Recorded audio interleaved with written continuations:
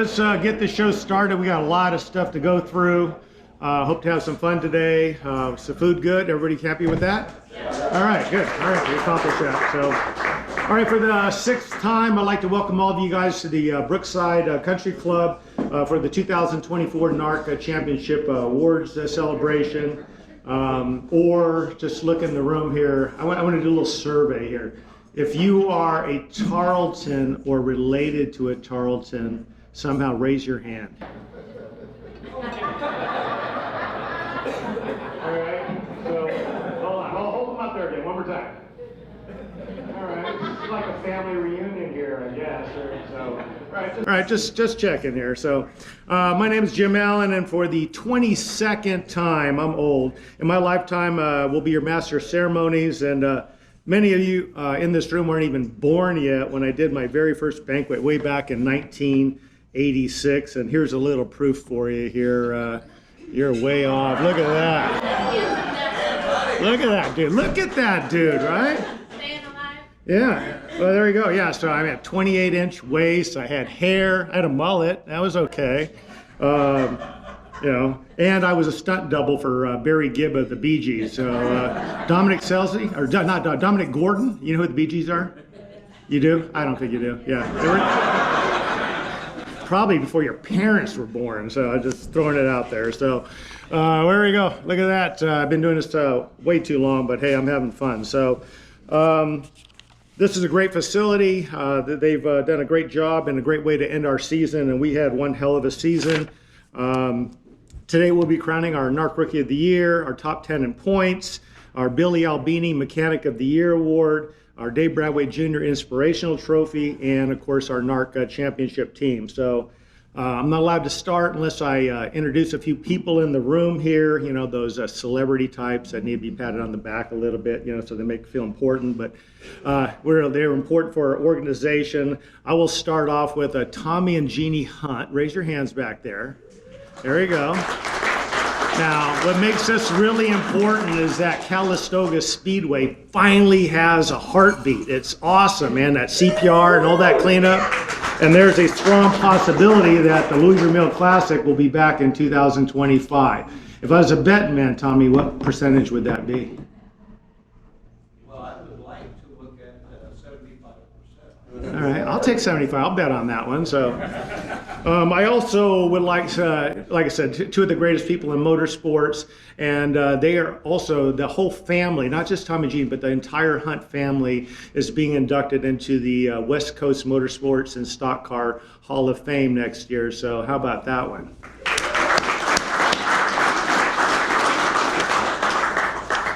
And you guys know the guy just as Brent. He walks around the pits, maybe grumbles a little bit, maybe getting a little feisty in his old age. But you know what? He's a 13-time NARC champ. He's a 13-time King of California champ. He's the other half of the leadership team. Brent and I basically run this mayhem that we call NARC here. Brent, he set records that may never be broken. Brent, we love you no matter what anybody says there. So. Back in the back of the room, the guy who nobody's ever seen his face because he always has a camera in front of it, Sean Heath back there from Cali Dirt Video. He's filming the event. He's going to have it posted on YouTube and all that good stuff. You see him on his little scooter around the racetrack, just puttering around. I mean, he films everything. So I just kind of a little nervous when I'm walking to the bathroom and, you know, he's just, dude, time out. But he's in the back of the room filming everything, does a great job, and a lot of the video content that you're seeing today came from his camera. So, Sean, thank you very much back there. Helped me out with the presentation, and there's a lot of video in this program tonight. Mike DeHogue down here.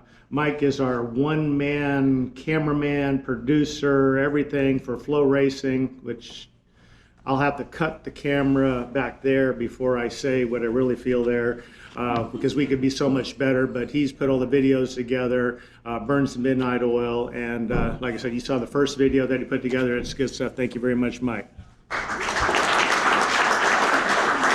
Helping me out tonight with the, it's going to be our trophy presenter. We got Ava Payton back there I might be trying to borrow her from the USAC ranks here. She does some marketing and stuff, and I'm trying to get a youth movement going with NARC. So Ava will be up here later. Thank you for joining us today. We have a backdrop which we're going to have set up in the back of the room. Joe Shivak, who's back there, who's taken a whole lot of photos for me during the year. He's been around forever. I just found out literally 5 minutes ago that he is moving to Oklahoma. We're going to lose him as a photographer. He is our photographer tonight. I appreciate everything that he's done up to this point. We would like to get a lot of pictures of you guys in front of the backdrop, or this one at the end of the night. In my book, it never officially existed until we have a photo of it. So, Joe, we thank you for all your contributions throughout the year. So, and I do have. And you're moving to Oklahoma, and the only Oklahoma joke that I know is that if you look at an Oklahoma license plate, it says Oklahoma is okay. You know why it says that? They didn't know how to spell mediocre. Sorry, that's bad. And although she's my VIP, I'm going to thank my wife. You guys see me at the races all the time. You might not see her, but she keeps me on my A game. My wife Carol back there, I love you. She helped decorate the room here. She's the artist behind the NARC coloring book who put all that stuff together. And she allows me to play in the dirt with you guys every weekend, so I greatly appreciate that. So, and at the very back there, we have Tony Macedo. He's hiding out in the very back table with the red hat. Stockton dirt track promoter, you know, he will admit when we first showed up back up, I don't know, way back when, 4 races ago, including the Outlaw Show, you know, he tried to transform the big track into a smaller track, and it was a little rough, but man, you know, I think he's got it figured out. The racing last night was fantastic, and in addition to that, he handed me, which I've already lost somewhere, a check here to help sponsor today's event. He's your most avid supporter of this event. He allows us to do this event basically at a discount, and in reality, this is just like staging a wedding. You guys know how much those things cost, right? So thank you very much, Tony, for everything that you do. And we're still looking for more improvements there, and I know you got it. You got Alan Handy working on the thing, so thank you very much.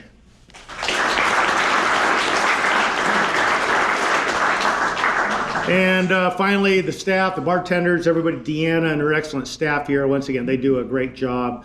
I mean, last night, they had a wedding here till 11 o'clock last night, and it was black and silver, and guess what? They transformed this room. I walked in this morning at 7 o'clock, and we had already dropped off a lot of stuff, but they had a lot of prepared, which makes it a lot easier to set this thing up. So they do a great job, and we will be coming back. So. This big show here doesn't happen by accident. You know, we got a great supporting staff. They burn the midnight oil just like you guys to get up and down the highway.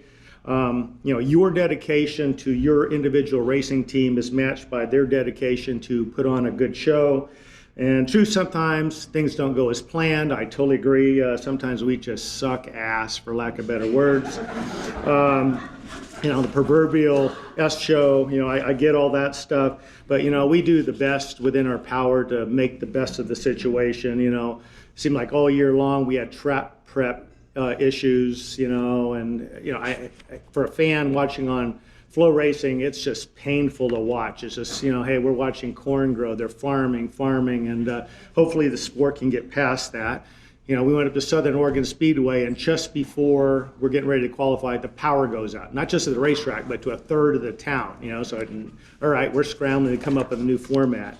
Then obviously we had the Angelique Bell issue and safety issues that became uncovered at that event. We had a broken scoring loop at Cottage Grove, and they were fixing it out there, and the guy was on his knees in a hole and a roll of tape.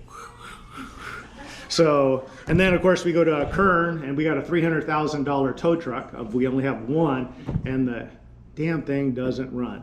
And I stick my head in the cab, and it's like the fuel filter light is just flashing. It's like, oh, it's only been flashing for a week. Well, wouldn't it fix that? I mean, whether it's a race here or you're on I-5 helping some stranded motorists, you think you would have that done. So, so there are all these things that we work through, and obviously, we're trying to put on the best show possible.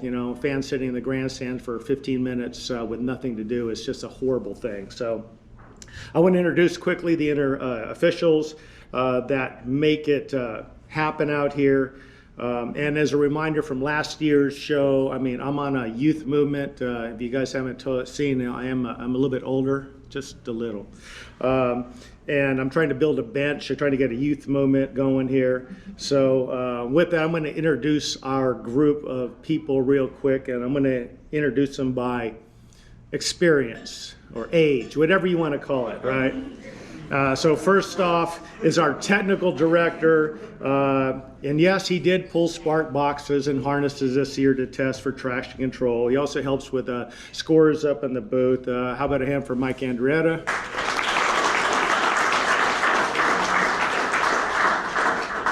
Mike doesn't want me to tell you this, but Mike is an icon. We're actually trying to get him into the Hall of Fame. Because he deserves it. Winner of 13 NARC events. He's been an official, probably one of the most liked or most hated officials in the history of the planet, depending on your perspective. He's 80 years old, and dude, he loves racing, and it's fun going down the road with him here. So our next most experienced official is Pat Freeman back there. You won't recognize because he doesn't have his hat on. He works turn 3 and 4. He helps me out with all kinds of different projects. Rumor has it that he fought in the Civil War. I want to go on record to say that is not true. It was actually the Revolutionary War. Dude, we appreciate everything you do. Pat Freeman, thank you very much for everything you do. Down in the infield, I'm trying to do this by age, but I'm trying not to offend anybody. We have our director of competition down there. He does an excellent job, once again, organizing the mayhem that we call the NARC Sprint Cars. He stays calm, as he has a real calm demeanor, but I know on the way home, he yells at that windshield just like I do. Good, we didn't do this. We just done it. Good. Does a great job. Dan Belton, thank you for everything that you do.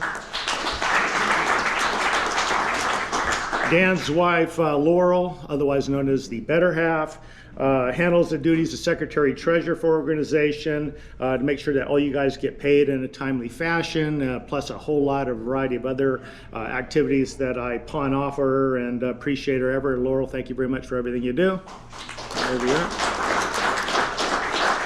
And by the way, so here's a little bit of a wake-up call. So Dan and Laurel, I did a little arm wrestling here with these guys, and I don't know, they have both committed for one more year with this organization, and then they're going to go right off into the sunset. So like I said, we're trying to get this youth movement going here. So once again, and Dan, I think you've been official for what, 24 years with NARC? Whatever, you've been official forever, right? Yeah, both of you guys. So we're having a changing of the guard. Our official NARC photographer is Donna Peter. She gives me a constant feed of photographs. You'll always notice it looks like a drug deal at the end of the race. So she typically, at the end of the night, she hands me a little card, and I put it in my, here's my Jim Allen. Hold on, there we go. I think I got it in a little photo crack, right? The old photo card here. I mean, I try to post as much stuff as possible. Like I said, my job is to make you guys famous. You guys are the stars in NARC, and she helps. And like I said, Joe Shivak helps. Thank you very much, Donna. Up in the flag stand, we have Big Ed Ents. I think, my opinion, is he's one of the best flagmen in the nation. He flags with enthusiasm. He's waving the flags like he's excited and all that, and he can even dance a little bit. Just a little. We appreciate everything you do, Ed. Thank you very much. Ben Deathridge is not here. He lives up in Cottage Grove. He's done some announcing. He's got some family issues which prevented him from doing our whole thing here. He writes our pre and post race stories for us. I greatly appreciate that. So that usually when I get home, I go home after every NARC event, and usually get home about 2 o'clock. There's a race story there. I just do a little bit of editing, get it posted, and I usually get to bed by 4. I wouldn't be able to do that. I'd be up till 5 if I had to write the story. So, and finally, I'm not going to forget you. I did a couple years ago. We have Derek Fairbanks, Derek with a Y. I tried to spell that with a Y. You know, what he makes up for his lack of experience, he definitely makes up for enthusiasm. He's our pit manager. He's our backup flagman, and he's a breath of fresh air for our organization, part of our youth movement. Derek, thank you for everything that you do for us. And he's young too. I think he just hit puberty like a month ago. So, thank you. Like I said, that's my official group. I'm proud of them. Thank you very much. Give them all a round of applause, please.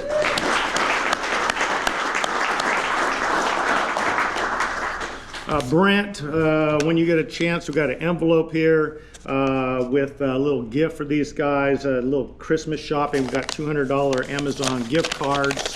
They're all old though. If you need some help processing these things, call me up. I'll take care of it for you. So.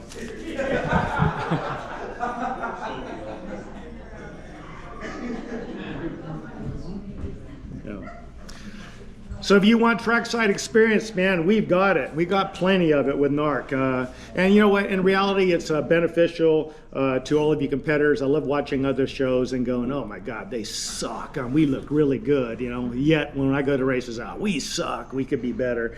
However, a lot of these guys, like I said, they are, you know, they want to gracefully fade off in the sunset and retire.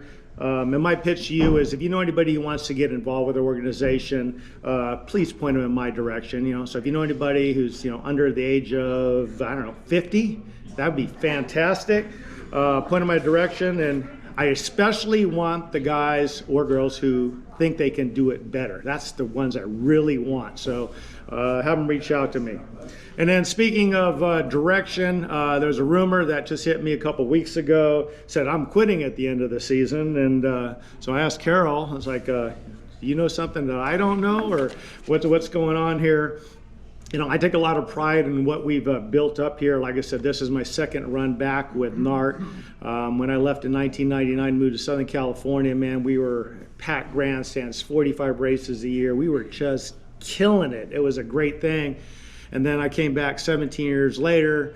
You know, Brent found out I was moving back to Northern California and said, oh, we need you back. Hasn't been the same since you left. And so I walk up in the grandstands like, where's all the people? So the good news is over. Since then, we have built up one heck of a, you know, whatever. We're on the growth curve. And I'm, like I said, my goal is to make you guys the biggest show on the planet so I can eventually fade off into the sunset and retire. So, you know, the power of NARC sprint car racing lies within everybody in this room. You know, there's a word in there called club, and, you know, that's why I want this thing to be a club. I want you guys to have the input in the whole thing. So I'm here for at least a couple more years and to ensure that we continue to grow and prosper as an organization. You know, and Brent and I and the advisory group, you know, we're actively pursuing, you know, the best interests of the club, looking out for your best interests. If you have any kind of input, we want to hear it, you know, good or bad. I mean, you know, you guys will notice me, the madder you are, the faster I'll come over and talk to you, because the real thing comes out. It's sort of like the person who's had 5 of these and starts talking, the real truth comes out. That's what I want to hear, because that's how we can actually improve that. So once again, my name is Jim Allen, and I approve this message. There you go. So enough with politics. I think we're all sick of that. God, let's get this election over with. Focus your attention to the big screen. We got another gem. If you think us officials mess up once in a while, I got some proof that you guys do exactly the same thing. So play the video here. This is like a wheelies, flips, and photo finish type things.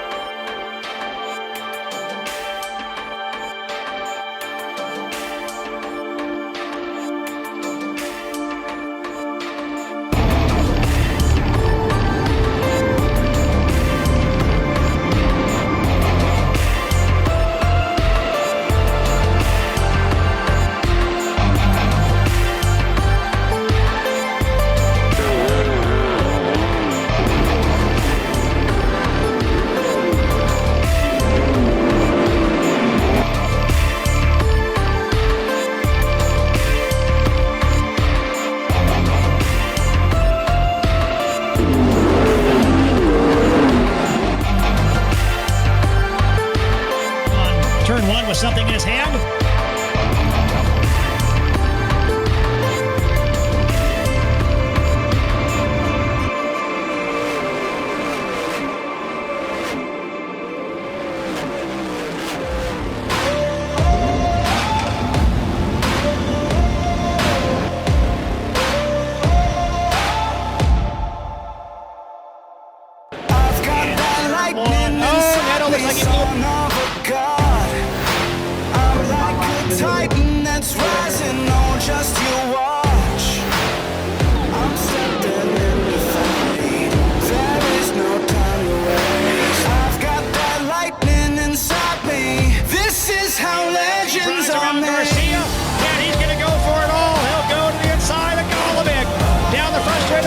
Sanders leads lap 35. This is how legends are made. Macedo though with the overhead double over 10. Number 4, 3 laps complete. New race leader with Cole. This is how down the front straightaway, legends Cole are Macedo made. makes the pass. I'm cranking up on the throttle. Victory is mine. Show you the harder the battle, harder I fight. Oh, Sanders with the slider. Step back, I'm going in. I'm cranking up on the throttle. This is how legends are made.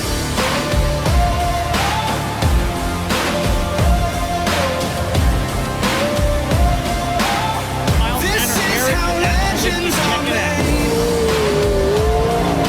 Driver to the wall, the 5-5 last week. Driver to Templeton, Caleb. This is how And taking a legends peek on are the inside of made. Macedo. Top 2 in the NARC point standings, right there. For Ford, the Sanders has an issue on car number 2X. Above corner number 2. Oh, Cole Macedo went sailing in there.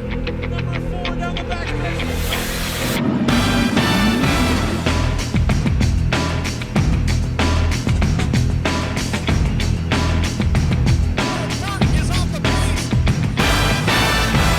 Sanders here, 24 down, 6 to go. Oh no, we've got trouble. Stuff Aton may have broken. Uh-oh, we got trouble.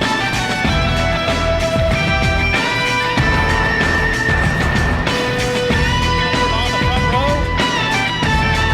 Sanders and Macedo putting up their best lap.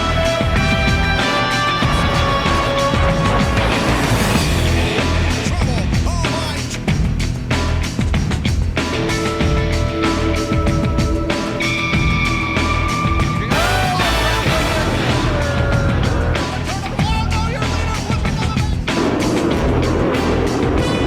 Come off the berm of the bottom of turn number 4.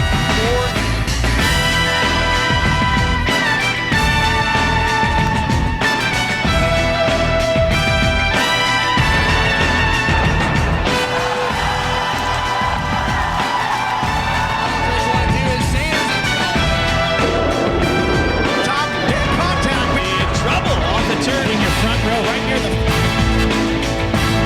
Look at where he's spending time. He's going to ball hard in turn. Oh my, trouble in turn 3. Here in the Killer Motorsports.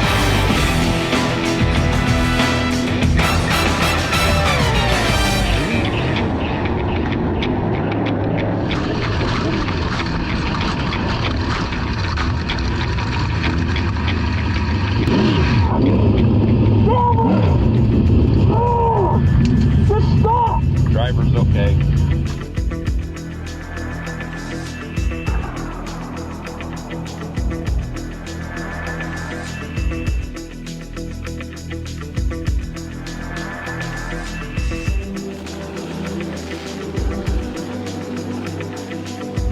And there's some classic Tim Kading donuts right there. His career, Chase Johnson is a NARC 410 Sprint Car Series winner.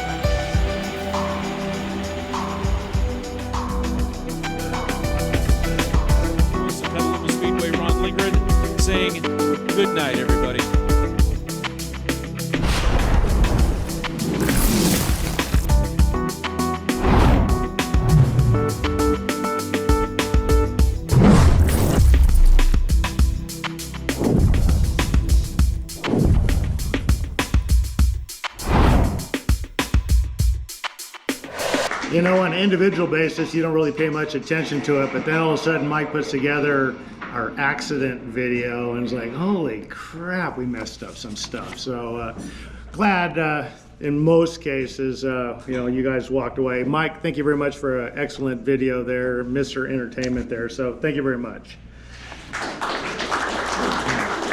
So next up on our agenda is a NARC Benevolent Fund. We want to provide you with an update on the not-for-profit fund, and you know, that's designed to help drivers and families in need here. So there's no misunderstanding. The NARC King of the West Sprint Car Series and the NARC Benevolent Fund are two individual entities. You know, we pretty much have the same leadership team for each group there, but the Benevolent Fund is a nonprofit. This effort is led by the board members of Ashley Smith, Brent Kading, Mike Andrietta, Bud Kading, Dominic Selzy, and myself. And on the financial side of the thing, we have all of our investments are handled by Raymond James Financial Services, which happens to be our DASH sponsor, if you want to know how all that kind of fits together there. So as you guys all know, it was a rough year for homegrown drivers in 2024. You know, the Angelique Bell thing kind of shook us to the core. Put track safety to the forefront, which good news is a whole lot of good things have happened because of that.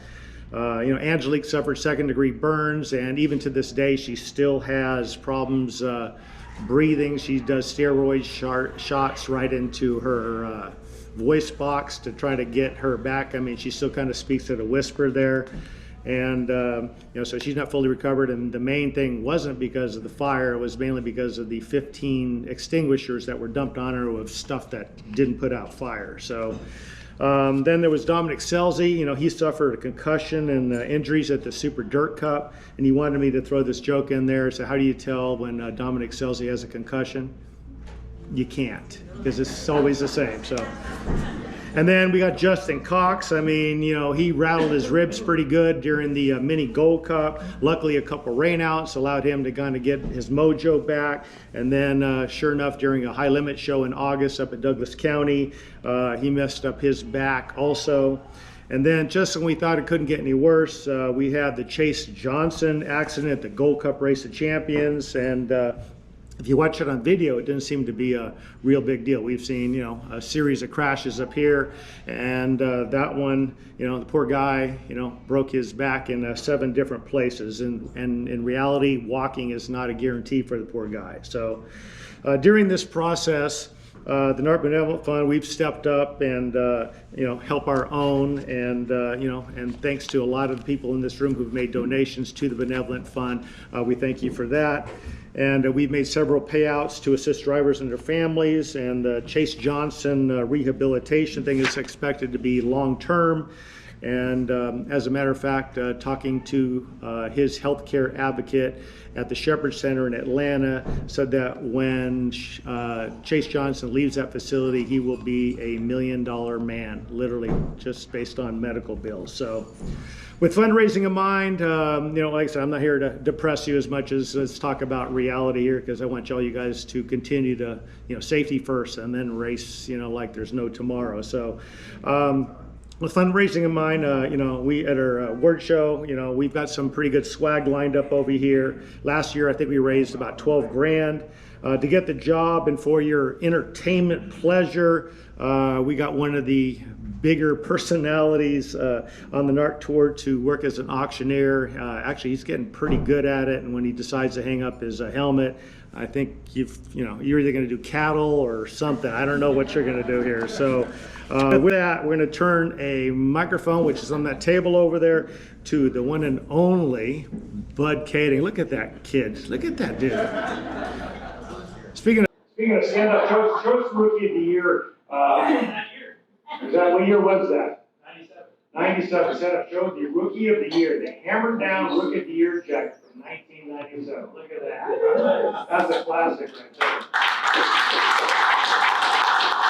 So with that, I'm going to turn the microphone over to Bud, and we got a lot of great gear that Raquel brought up from 805, so you guys are leaving with beer and 805 swag and all that good stuff. So with that, the floor is yours. I need an assistant and I've had, who the hell did I have? I had Dominic and I had Myers, so I think this year I'm gonna call on Wild Bill.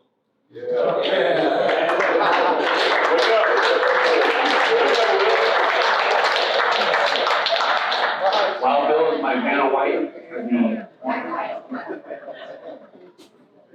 You can go back here to the changing room, you can take your shirt off. I'm seriously, take your shirt off.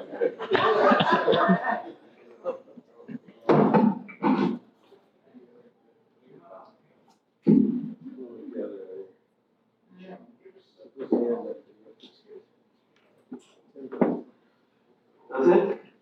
These things are vibrating. I don't see it vibrating.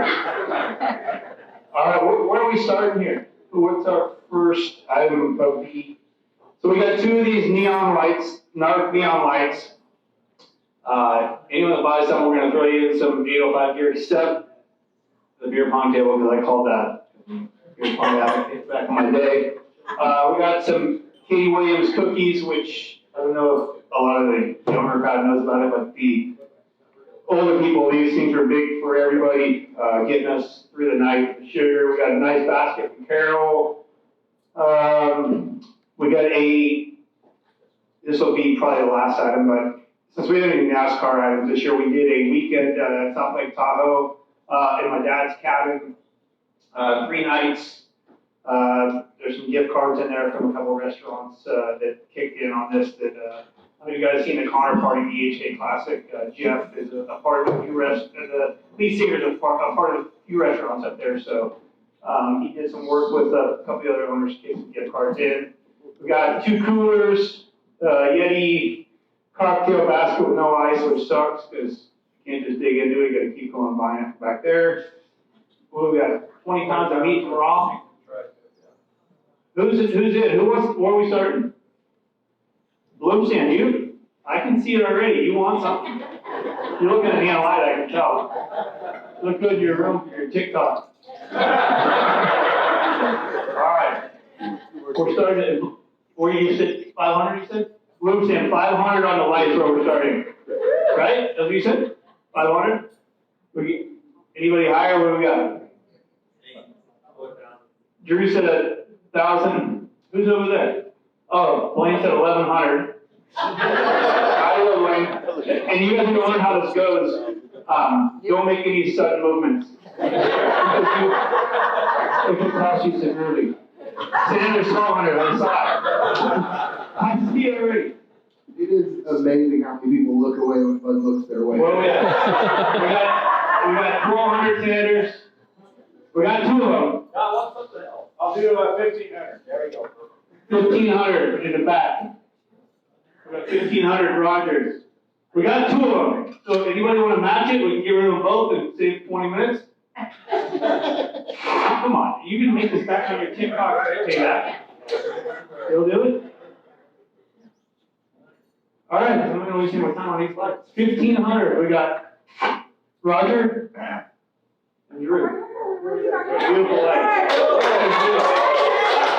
What do we got? Oh, shoot. 1,600. I'm sorry. All right, we got 1,600. 2 grand.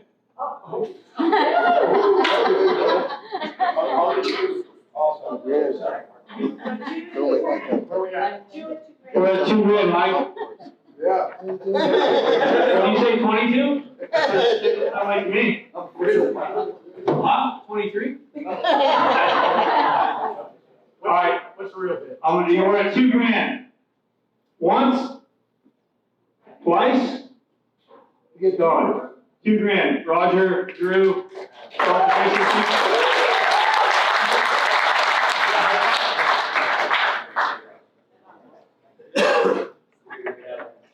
right. How we turn it off? We're leaving it on. Leave it on. Oh, hey, for another 200, we'll kick in these beautiful arm belts. Margie, these are classic. I mean, they're literally cracking. They're that old. Margie's Ray Technology used to sell at Cali Studios Speedway back in the 80s. I used to steal coloring books and shit out of her trailer every weekend and stick it to all kinds of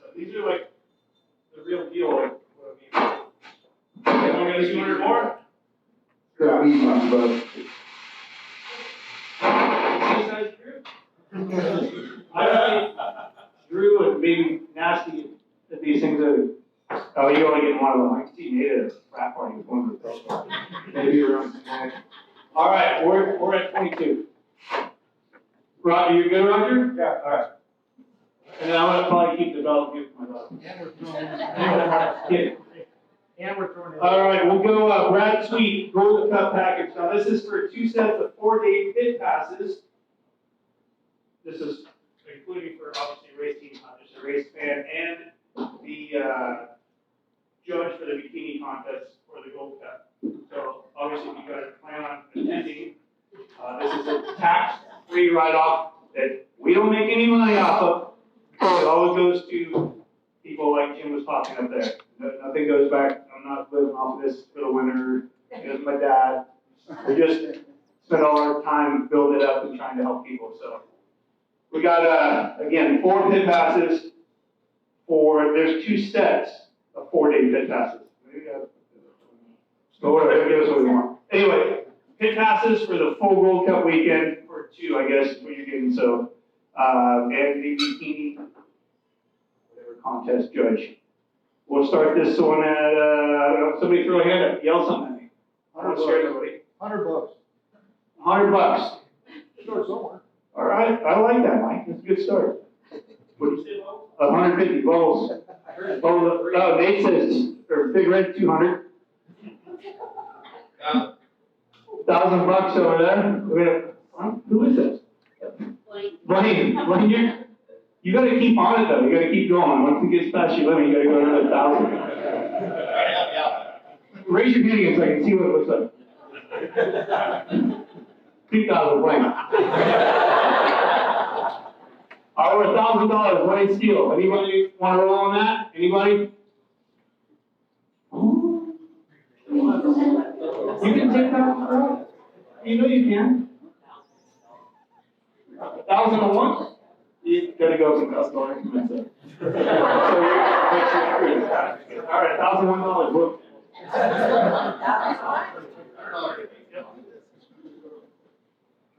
You got 1,002? 121, what do you get? I'm playing 1,121? All right, 1,121. Going once, twice. Thank you, Elaine.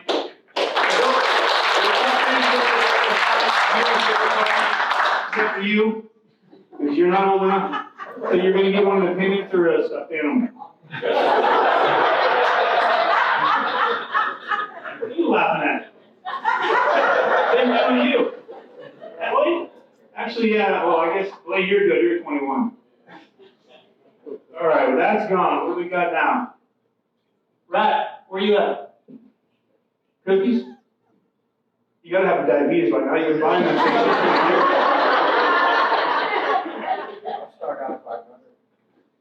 Start at 500? 6. What do you got? 600? 7. We're at 700. The rat, how old are you, 80? Hey, just remember when we get to that point, this could be his last banquet. He died 3 times on the track in 2 years. He's gonna have some sugar, at least split it in half. The guy sailed out of Calistoga twice and raced the next day, probably that night, but we go to Elma, he misses half the show with you. Right? All right.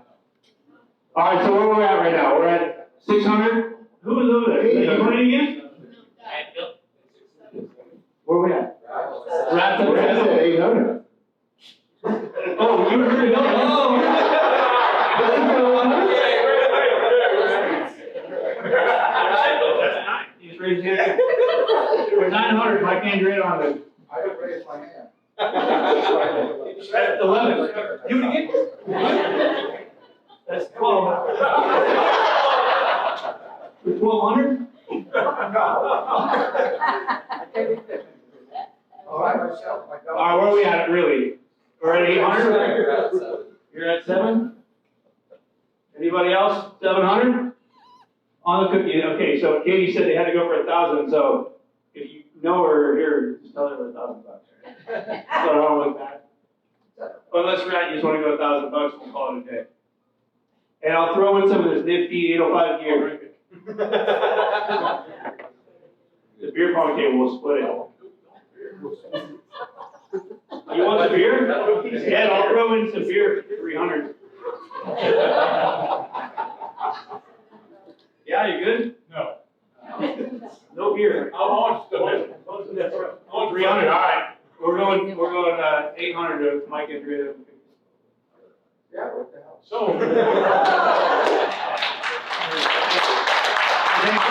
I hope you're here. You probably ain't gonna remember what I'm telling you. I never said 800, but he bumped you up on that. No, you're lucky I didn't charge you 12. You kept giving you ever watched Bear Jackson? That doesn't mean how you doing, that means you're going up. It's not my fault you're bidding against yourself. You're late. Why you got your shoes on, Dirk? You don't leave them at the door?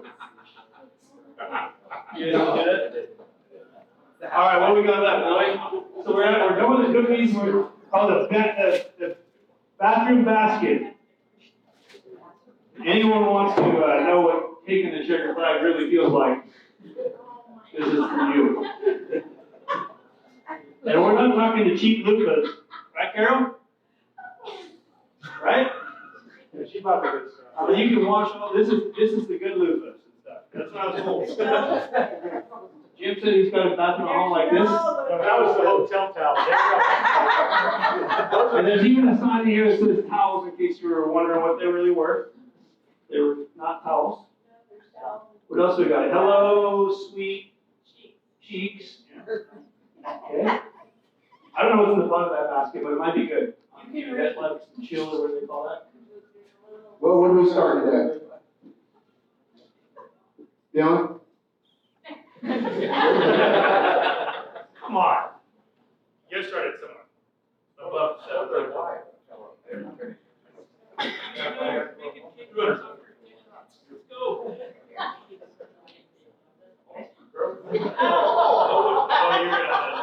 I don't know. All right, 300. Dylan did 300, right? Dylan? 350. So, We're not getting much participation. Jesus. I mean, we're giving you guys checks. We made you guys breakfast. We're charging you for drinks. At least we do is charge you for some pretty cool stuff for some engine drivers.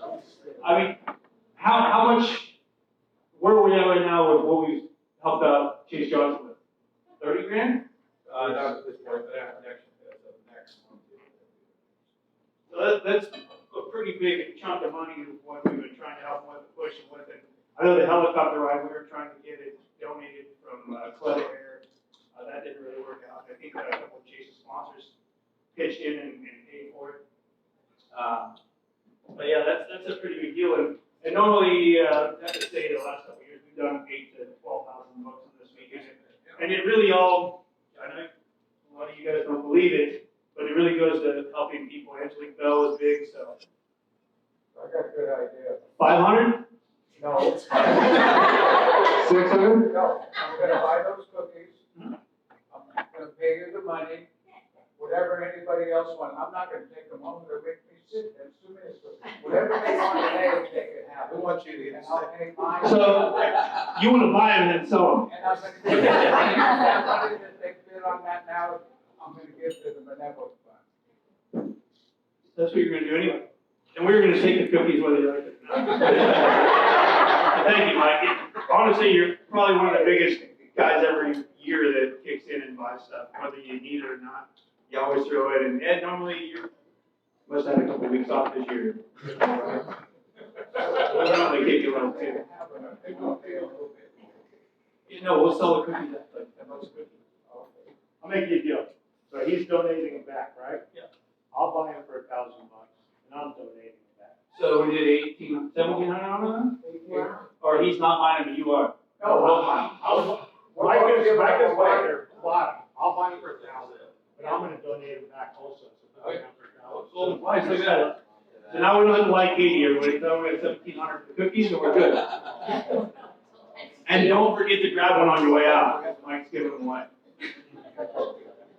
You better more selling gas up here. All right, you're up, Billy. Get it fired up. Let's get this thing going. This was on you. You're on the checkered flag washroom. I thought that was sold for $350. No, we were at Bloomfield. 350 still. Right, Rat's at 500? Where's the 2K? Oh, I see 550 in the back. We're gonna break this down for 550 in the back. I didn't see it. You can't tell. Yes or no? Yes. Yes. That's 600. Raise it more. Now you're cutting into Billy's racing funds, so that can't go too high. Sold. 700.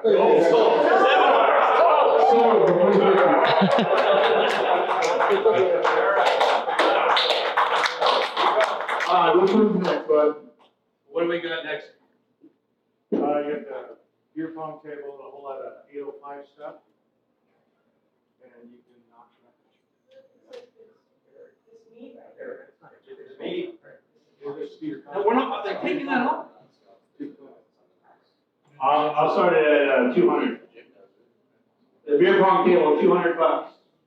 Snapchat. Going once, corner. going twice. That's already sold. 300, Sanders. 400. 400, Sanders. Was that you, Max? Yeah. Oh, 500.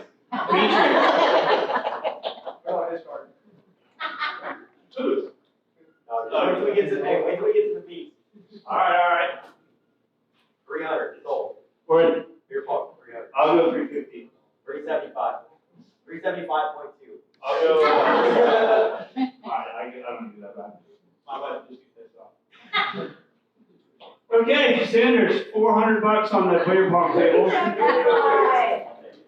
We round up. It's like when you leave Walgreens. You like to round up? And donate there. 375 Sanders on the beer pong table. You didn't say sold yet. Sold. All right. Jim's really pushing me here. Try 10 for me. Go on. You got, I got the whole thing. All right, we'll go with the Yeti 18 soft cooler.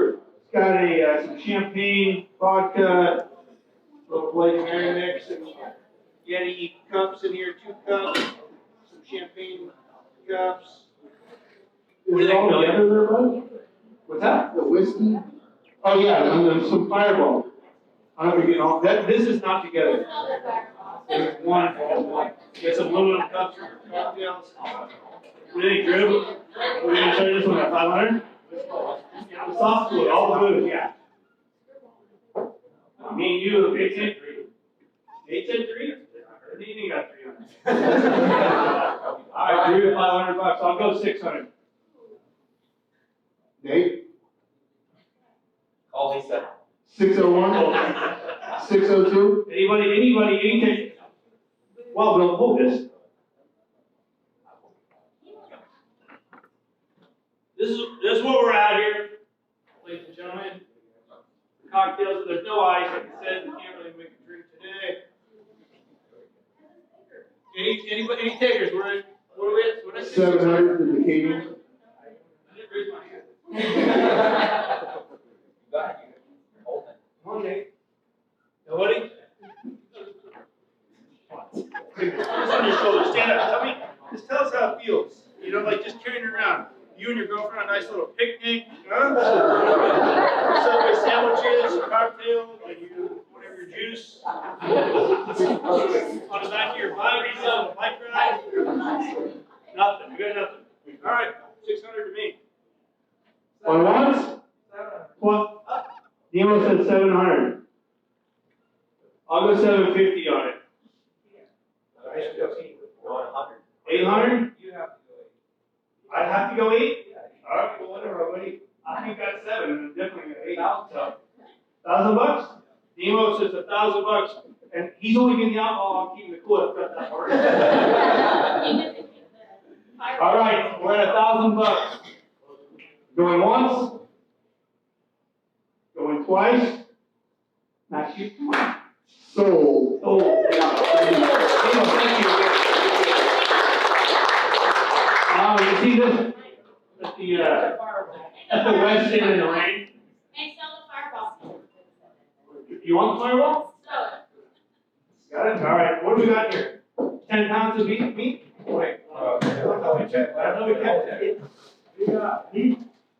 This is from Raw Sports. Billy, you're going to sell this one. I'll parade it around. I'll let these people see what the meat really looks like. All right, what do we start with here, fellas? Oh, this is the real meat. You want to see it? Go back here. We got a 500 over here. There's some real meat here. Look at the size of that thing. Here, 600. Huh? We got. In the action. Hey, you put your hands on it? We got 600 sanders. We got 700. 700 back here. Do we got 800? 1,000. Oh, 1,000 back here in the corner. 2,000 is sander. Oh, we got two. I saw it, but I see it too. That looks like two to me. All right, we'll say 1,200. I look like 1,500 to 21. Oh, come on, I can't beat you guys.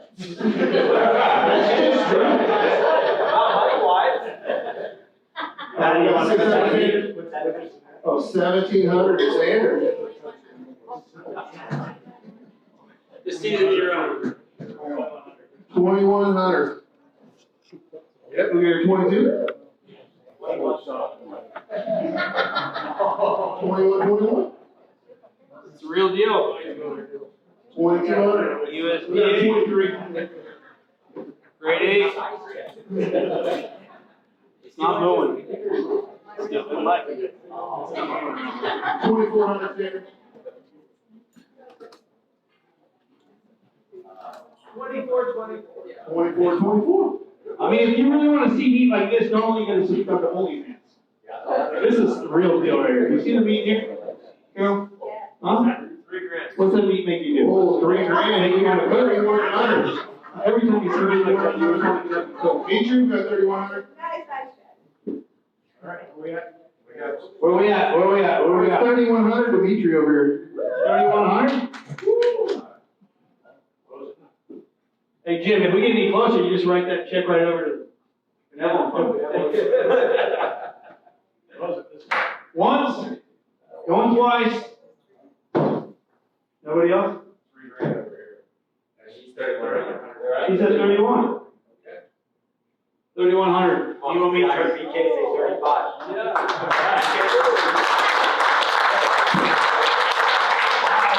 I'm going to your house for barbecue for free. All right, this is all we got left. Is that right? Now we got the. All right, this is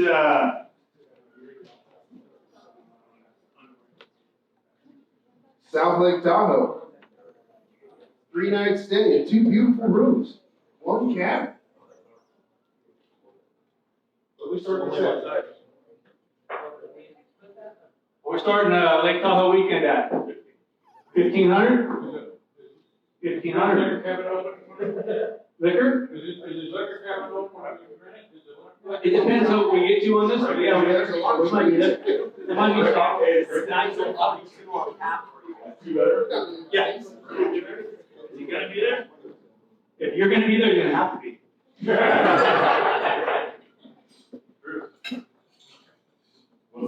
We're at 15, the deposit? Yeah. 18. All right, we're at 1,500. Drew? South Lake Tahoe. 15? 3-day getaway. With you?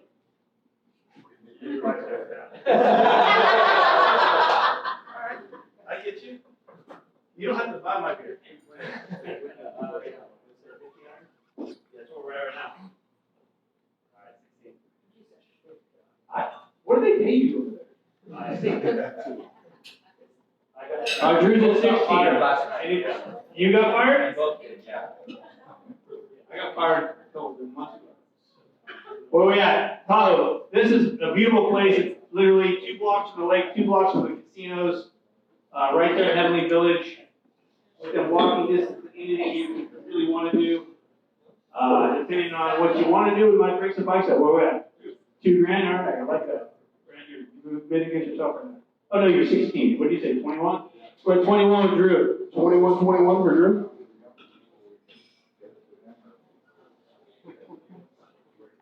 What you said? I was thinking in my head, 21,211 for the guys. For that. 21,211 for that trip. That's what I was thinking. I'm really gonna keep my comments to myself. I don't got a leg to stand on right now. 21,000.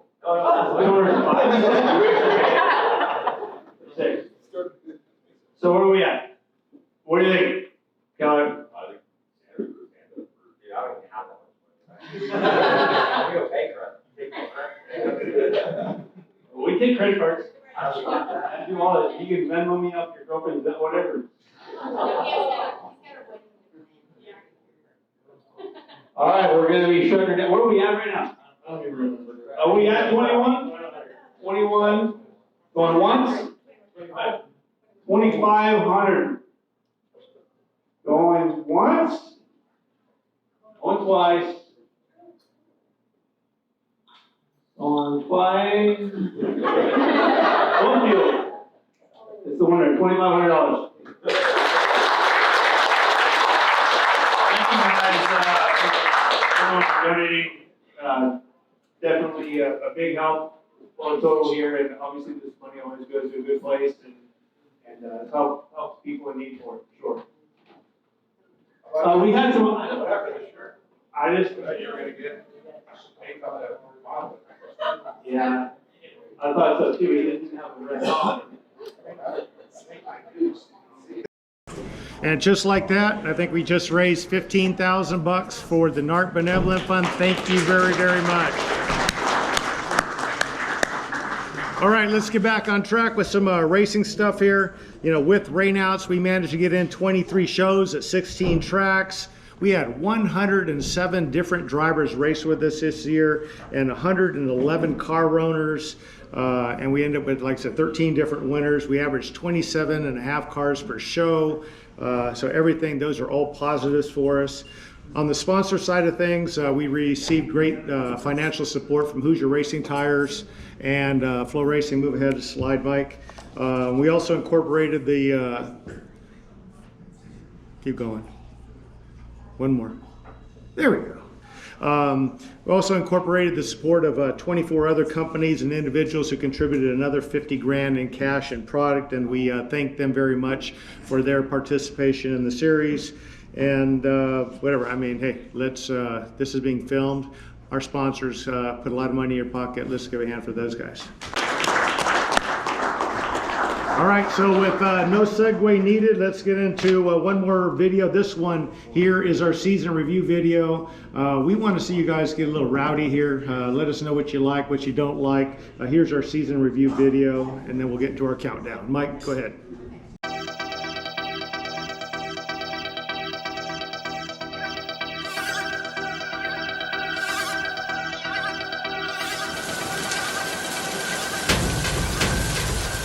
Zone out of turn number 4. Here we go. Green flag. Justin Cox going to snatch the early race lead. Forsberg blowing the top and is going to get sideways. Green is out. Macedo a good run out of turn number 4. Can he capitalize? Oh no, we've got trouble in turns 3 and 4. Several cars gaggled up. Justin Cox, Ryan Robinson, Bud Kaden Steel, rest of the restart order. Green is out. Ryan Robinson in his element on the high, scary side. Bullhorns in the air, 2 to run, and nearly going off the top of turns 1 and 2. The treacherous cushion here at Silver Dollar Speedway is to be tackled one last time. White flag release for Matt Ince. One more trip around the Speedway. Off the top of turn number, oh no, your leader flipping down the back straightaway. Red flag is out. Red flag is out. Ryan Robinson going off the top after accepting the white flag. And we are back underway with 2 laps to go. Paul Macedo into 3, and coming out of turn number 4, his second career NARC 410 Sprint Car Series victory for the kid out of Lemoore.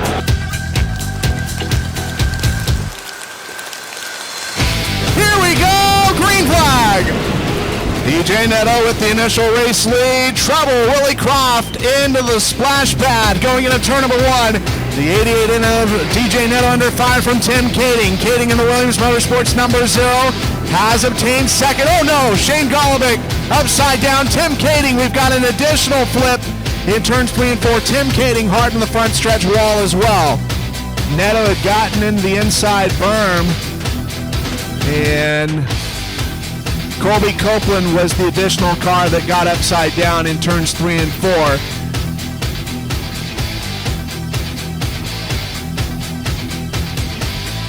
Already building, oh my, Neto, right rear, hooking something, and Justin Sanders is going to pounce on the opportunity. We're going to go red late in this one.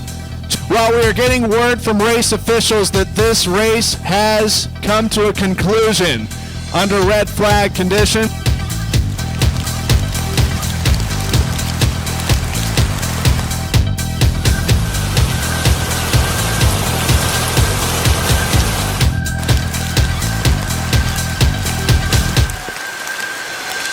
These are your NARC 410 sprint cars.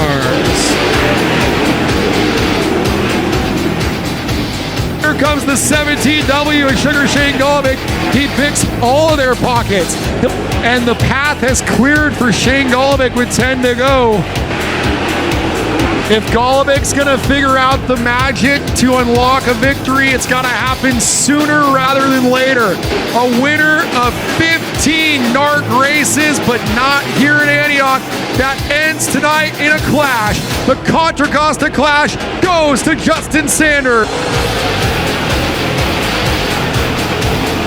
As Kaden Steel gets the Rooster Tails off of turn 4, Kaden Steel's gonna lead lap number 5. Shane Golobic trying to work through traffic as now he starts to pull away from Kaden Steel. Give him the hat trick. He goes 3 in a row in the state of California. Shooter Shane Golobic. Becker and Aton entering it, and we're underway.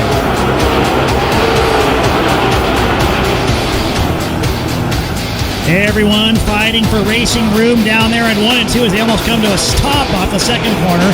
Justin Sanders running 4th on the track has turned the fastest lap of the race. Down the front straightaway, Becker out of shape, almost caught the rear at the 26 car. He'll continue on after tapping the wall. Tanner Carrick up the second. And the 1 and 2, Carrick is there as they bounce through the rough stuff. Aton may have broken, and he stacks up 2nd, 3rd, 4th.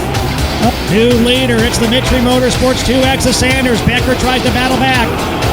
Behind those two, Golobic still all over Cole Macedo. Down the back straightaway for the final time. Should be career win number 17 with the NARC Series for Justin Sanders and the Mitchell Motorsports team. I'm at the 33rd Dave Bradway Jr. Memorial. We are green. It's a dead heat at the line. That lap led by Neto. Garcia down low will take over the lead down the back straightaway. And a 3 and 4, Garcia goes low. Golobic upstairs, as is Neto. Down the front straightaway, Golobic will lead lap 26. Justin Sanders has been looking mighty sporty these last few laps. He drives around Garcia, and he's going to go for it all. He'll go to the inside of Golobic. Down the front straightaway, Justin Sanders leads lap 35. Golobic back to the inside. He'll take the lead off turn 4, lap 36, led by Golobic. Oh, things getting close between those two. Here comes Justin driving deep on the inside. Golobic tripped up on the cushion. Sanders will lead the white flag lap. Final set of corners make him a 2-time Dave Bradway Jr. Memorial winner, Justin Sanders. Justin Sanders, Dominic Selzy, front row. Here we go, green flag. Sanders going to jet out to the early race lead. Selzy gets sideways. Selzy flips in turns 1 and 2 and collects a couple of cars. Red flag is out. Into 3, out of corner number 4. 3 laps complete. New race leader with Cole Macedo in the Tarleton Motorsports 21. Cole Macedo, your leader by 1.0. Oh my, Sanders is going to go over the cushion and he's going to tag the right rear into the wall in the second corner. That will allow Macedo to pull away. into 3. Out of turn number 4, he's equal to Sanders with the most wins in 2024. Cole Macedo. Out of turn number 4, green flag in the air. We are underway.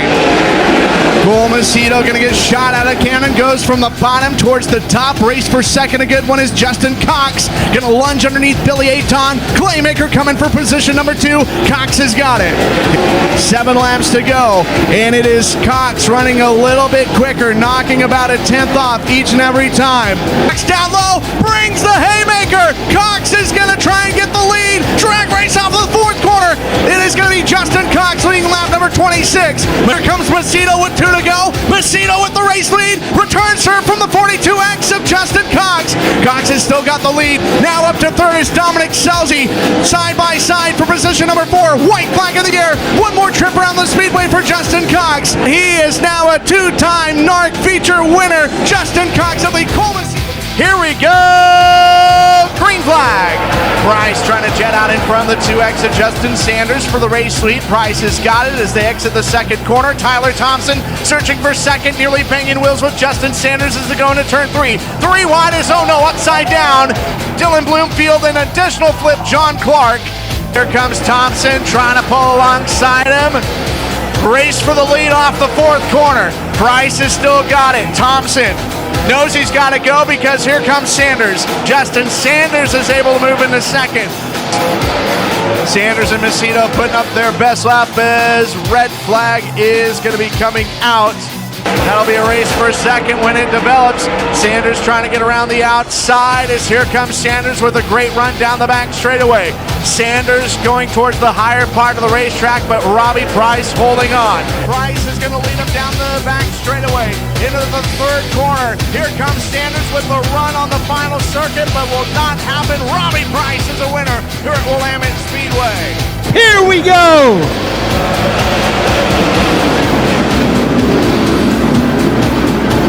Sanders is there. Oh, baby, trying to make a move on the outside. He can't quite get it done. Oh, here's a battle for the lead on the backstretch. Justin Sanders. Dominic Selzy's not going to give you up. He gets back down low. It's been green all the way. Oh, one car up into the fence. The white is out.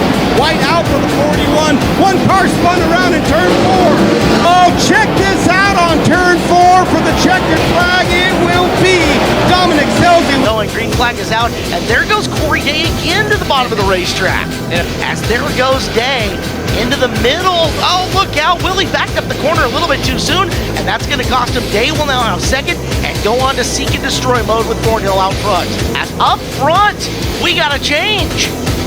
Willie Croft to the top spot at lap number 11. Caleb Croft starting to run away. Attitude to that race car looks fast, just looks like it's a lot to handle as he dive bombs the bottom out of nowhere.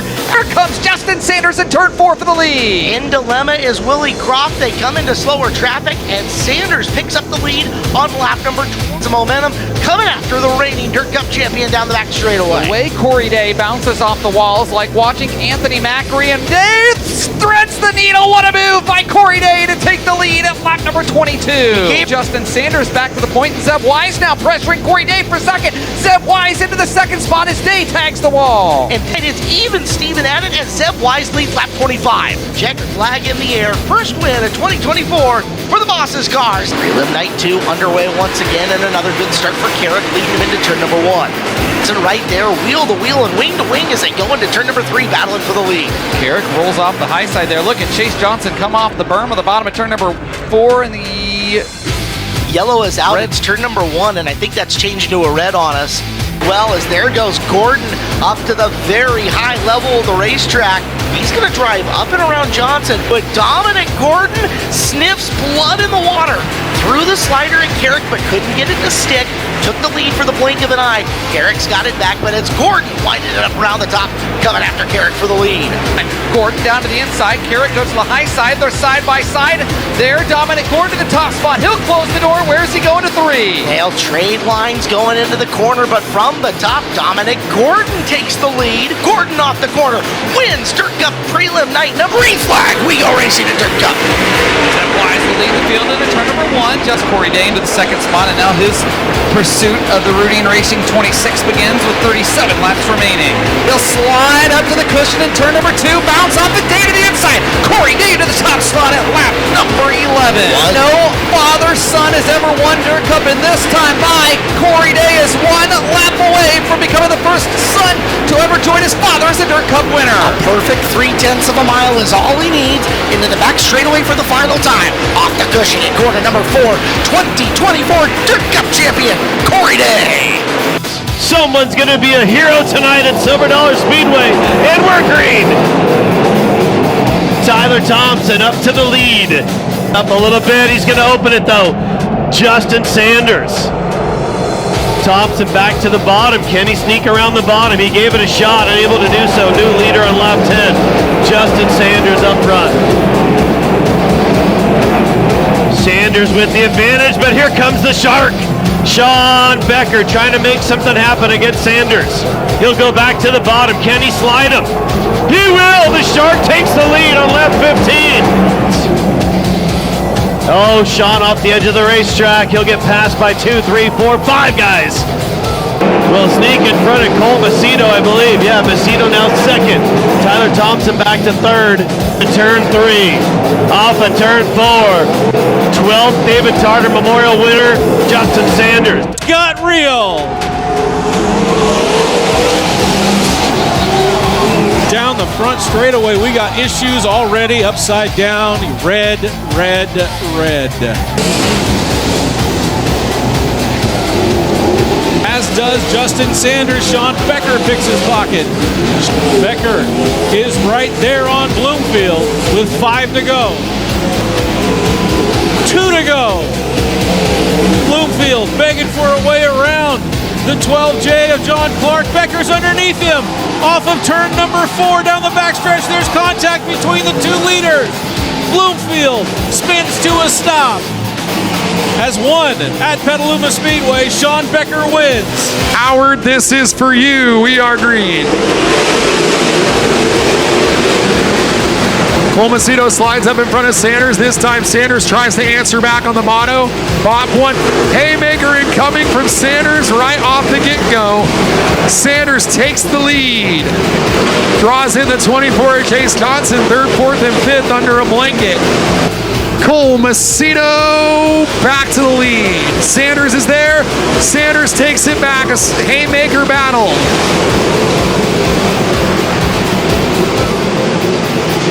Justin Sanders retakes the lead and leads lap 14. He'll do it again in 2024. His 20th career NARC victory and a hometown hero. Green flag is out and it's showtime at Santa Maria Speedway. Chase Johnson trying to get the opening race lead from the 2X of Justin Sanders. Better's reeling up right next to Johnson. New race leader at the start-finish line. 6 laps in, it's going to be Justin Sanders working the bottom of the racetrack. Chase Johnson, no pun intended, giving chase. A little bit of a problem here as Sanders has come to a halt on the front straightaway. Justin Sanders frantically trying to get the attention of the officials to get him into the work area to push him. As if things weren't bad enough, they just got a little bit worse, hoping that didn't do any further damage to the 2X machine. 6 is, oh my, bicycling a bit in turns 1 and 2. Cole Macedo currently second in points. He's experiencing some issues. Red flag is out. Cole Macedo in the 21, a vicious crash on the front straightaway. They're still not able to get around the 88. Here comes Johnson, as it's going to be 2 to go this time by 4. 1 to run with Dustin Freitas in the 9, right ahead of your leader, Justin Cox. Cox can't make the pass. Here comes Johnson up top. Look at go Hoosier down the back straightaway. It's going to be Johnson with the lead, and Cox is going to get, oh my, red flag is out. Red flag is out. Conversing with Dustin Freitas. For the 4th time in his career, Chase Johnson is a NARC 410 Sprint Car Series winner. We are green.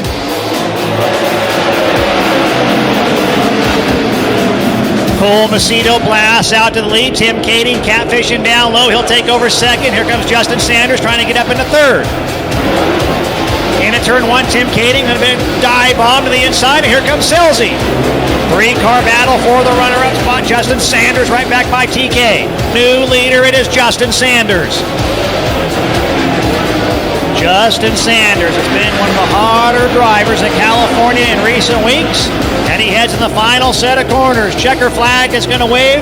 NARC win number 6 on the season for Justin Sanders. The Williams Motorsports Zero is back in victory lane at the Maury Williams Memorial. Tim Kading gets it done.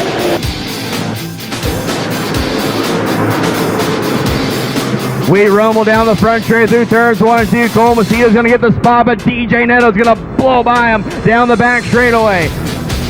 Neto had to fend off Cole Macedo. He might have to deal with Shane Golobic. Macedo's going to throw a short slider on Golobic. Side by side down the front straightaway. Give the nod to Macedo at the line. Not a very good corner for Shane Golobic on that one.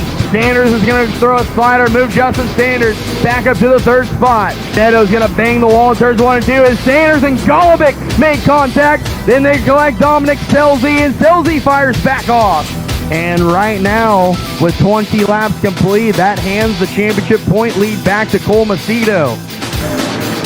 DJ Neto, a little stumble on the restart. I wonder if he's out of fuel maybe. Cole Macedo's going to take the lead. DJ Neto might be out of fuel. The 88 car is off the pace down the back straightaway. A little shake. The 88 car is out of fuel.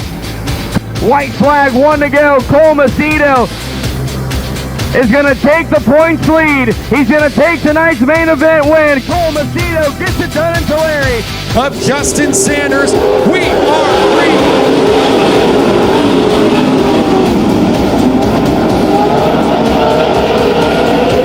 Tim Kading gets first call down the back straightaway. We'll see if he can keep that. We have a couple of them that went over back there. The car involved back there is the championship points leader, the 21 of Cole Macedo. We know those Tarleton cars run very dark numbers, dark schemes. So you've got your championship points leader entered the night plus 11 with 2 rounds to go, and he's flipped over, fuel pouring out of the car. It's a pretty big crash back there. Here comes Sanders. Sanders to the inside of Tim Kading. Gone away from Sanders here, 24 down, 6 to go. Oh man, Montgomery crashes with the lap car a mile in turn 1. White flag in the hand of Darren Fairbanks at the starter stand. One more time around Kevin Harvick's current raceway dirt track. Sanders closes, but Kading wins the October Classic.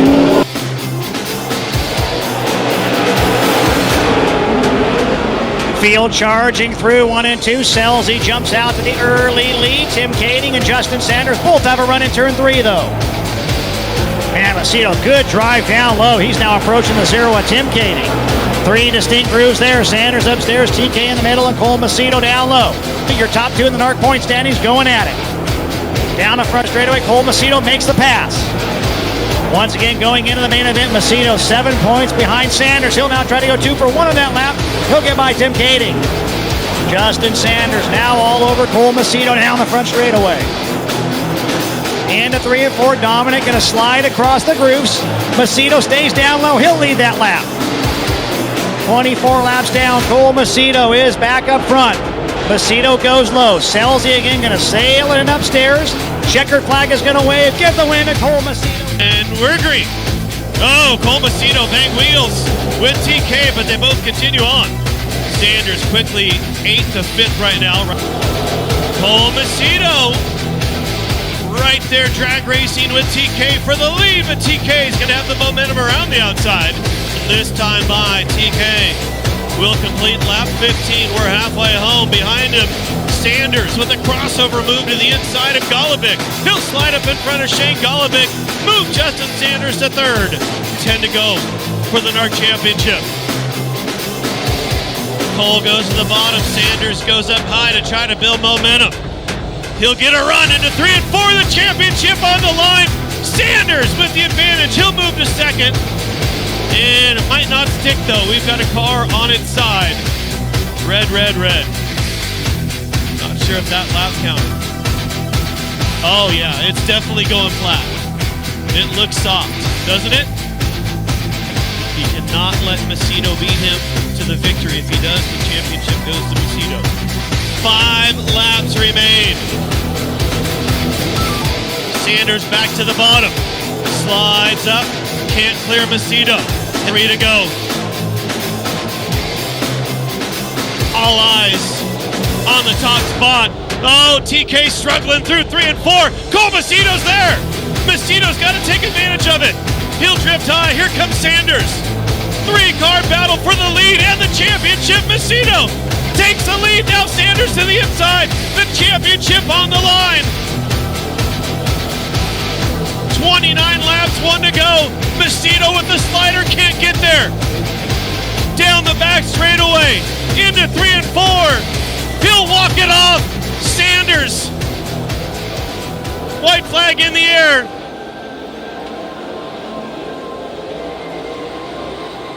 Should have been lap 30. Checkered flag waves this time.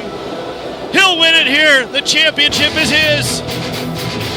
Justin Sanders, Mitri Construction, Farmers Brewing Company, and the celebration has begun.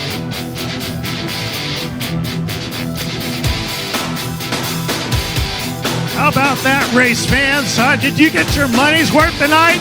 I know one man who did. Justin Sanders not only gets the win, he gets the 2024 NARC championship with that one. Fantastic run by Cole Macedo, too.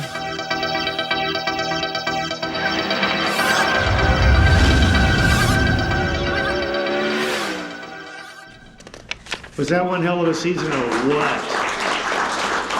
I mean, when the announcers are getting excited, I mean, they turn into true race fans. And here's the truth of what actually happened last night.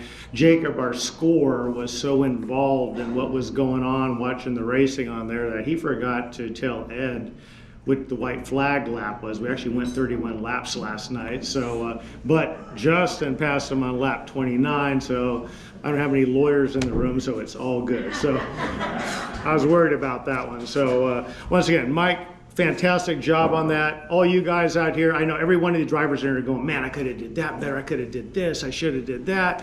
Fantastic. Next year, do exactly that. So once again, Mike, thank you very much for that. All right, let's give away some checks and some hardware, and I'm going to start out with the 2024 NARC Rookie of the Year Award. This year's rookie class featured the likes of, one more, Kaden Steel, Gage Garcia, Dominic Gordon, and John Clark, and a few others who have finally made the overdue transition from 360 to 410 sprint car racing. This year's top rookie point earner started the season with a bang, posting a solid 3rd place finish in the Survival of the Fittest, what we know now as the Mini Gold Cup in Chico, the Battle Royale. He backed that up with another podium finish in Tulare a couple of months later, and posted 13 top 10 finishes. Throughout the entire campaign, Kaden Steel and the family-owned and operated BCCR racing teams maintained their position in the top 5 in the NARC Championship standings, holding off Gage Garcia and Dominic Gordon, who also finished in the top 10. The bottom line is the future is really, really bright with the new cast of characters that we have, and we are proud to present the 2024 NARC Rookie of the Year Award to none other than Kaden Steel. You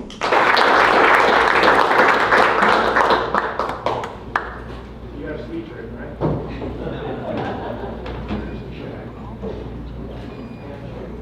Check. Congrats. Here's this, and the microphone is yours. I feel like I'm graduating again right now. How close I get to this thing. This is pretty cool. I mean, there was a couple points in the season where it wasn't looking too good. I mean, there at the end we had like 3 motors go, and it was not very good. But I don't even know what to say. It's awesome. Dominic and Gage put up a fight all season. I mean, Dominic had a hell of a run up there. We probably would have been contending them there at the end. He probably would have been closer if he didn't have that hell of a run 360s up there. Stayed up north, but Gage too. He had a good run all season. There's a lot of people I have to thank for this. Just so many people all year. Our motor program, we wouldn't have had any motors this year if it wasn't for the Tarleton family, the Greenberg family, and Art in general there at the end really stepped up when we had some motors go, and we were able to finish the season because of them. some other sponsors are Apex General. They're here tonight, helping us support. Cal and just everybody else makes this thing go around in circles. It's awesome. Appreciate it. Everybody that's sitting at these tables right here too. We have quite the show up. We got Jason, Chris, Corey, Dav's Fender, my girlfriend, my mom, my sisters, everybody. They're all, it wouldn't happen without them. Thank you.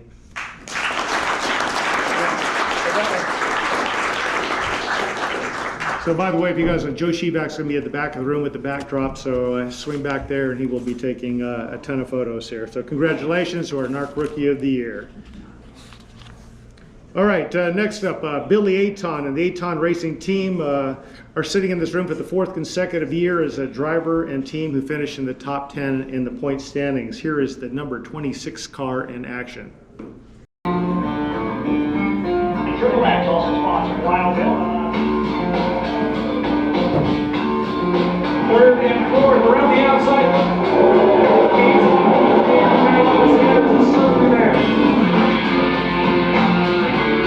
Benevolent Racing Solutions is underway. Green Billy Aton to grab the lead of the lead, lap number 1. Gage Garcia goes for the book, tries to intervene Billy Aton. Billy Aton, 18 on the line, Billy Aton's going to win. He brings number 3. Number 3 out of car number 4, Benevolent Racing Solutions. He brings number 2. Billy Aton, he'll have his ticket in cash. And here's the 4, Wild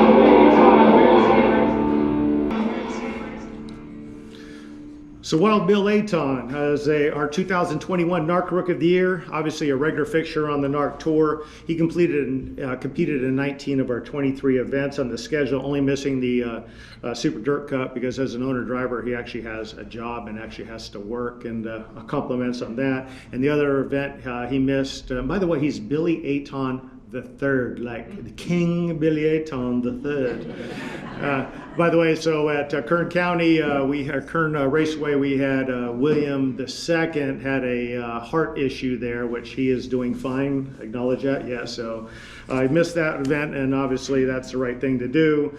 In the process, he qualified for every main event. He won 4 heat races this season. He passed 43 cars come feature event time, and overall he managed to score 4 top 10 finishes.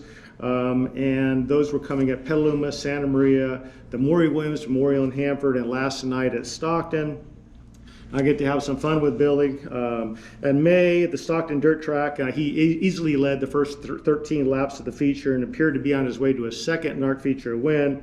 But unfortunately, according to I don't know, unnamed sources, he accidentally spilled his French fries and hit the kill switch coming out of turn 2 and reeled in a few people. So I think that's what happened. He's going to let him come up here and confirm or deny that. But seriously, Billy Aton, thank you for letting me do that. When you add up all the stats and all the hard work, the former NARC Rookie of the Year and hard charger finished 10th in the final NARC car owner and driver standings. Ladies and gentlemen, how about a hand for Billy Aton and the Aton Racing Team.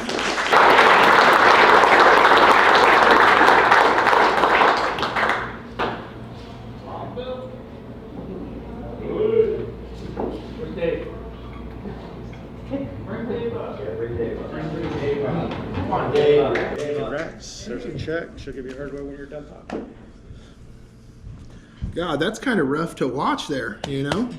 I want to thank Jim for the participation trophy. Like, thanks, guys. But, you know, come to light with the last couple races, I just really want to thank my pit crew. My dad, my mom, Allie, Dave, and Larry. Without you guys, you know, this thing does not go.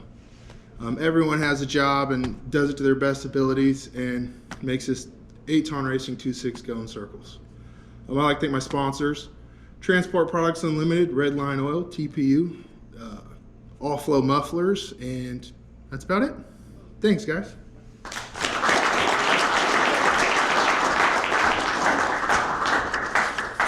There you go. You're good for that. As stated earlier, Dominic Gordon and the Gordon Racing Team were full-time members of the NARC Tour in 2024. Here is Dominic smashing the loud pedal in the 10 car. Good looking, you are. Ladies and gentlemen, Dominic Gordon.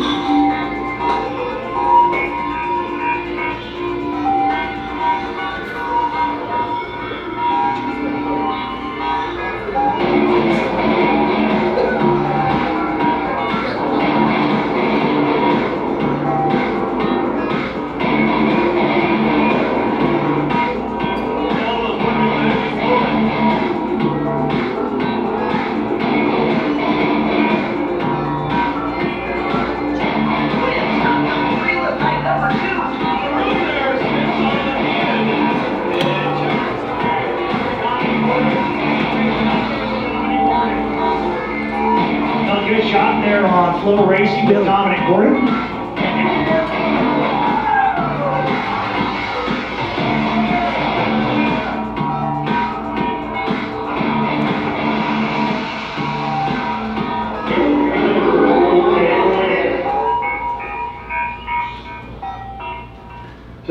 So Dominic's race results were a little bit on the Jekyll and Hyde side of things here. The team started a little slow and posted only 2 top 10 finishes in the first 10 events. Then all of a sudden something happened. The Hyde kicked in, and this team posted 5 top 10 finishes in the next 6 races. This included 3 in the top 5. Since then, they have become a steady top 10 fixture and a podium contender, including a 4th place finish last night. Since then, overall, the team has scored 3 heat race victories, a semi-win, 3 Williams Roofing Hard Charge Awards, and this season passed 76 cars in a well-rounded season. Their season highlight, obviously you've seen in the videos, took place on night number 2 of the Super Dirt Cup when he drove like a man possessed up on the cushion like he wasn't a rookie on that night. He just drove his ass off. Held off Tanner Carrick, Justin Sanders, and Corey Day to score his first ever NARC win. That was a huge breakthrough moment. When you add it all up, this team finished 8th in the driver points and 9th in the car owner standings from Clovis, California. How about a hand for Dominic Gordon, Mike Gordon, and the Fortitude Racing team.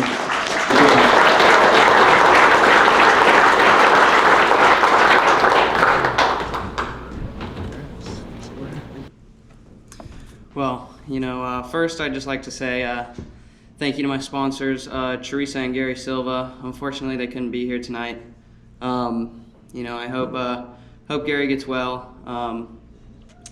You know, we had a year full of ups and downs, as you could see. You know, our biggest high was definitely Dirt Cup. You know, we had the car rolling that weekend. You know, I can't say enough for what my team does for me. Jarrett, Sean, you know, they work so hard week in and week out. They burn the midnight oil to get us racing every weekend. You know, all my sponsors, Gary Silva Ranches, J.I. Apparel, Smith Tie, 10J Chassis, they do so much for us. We could not get to the track without them.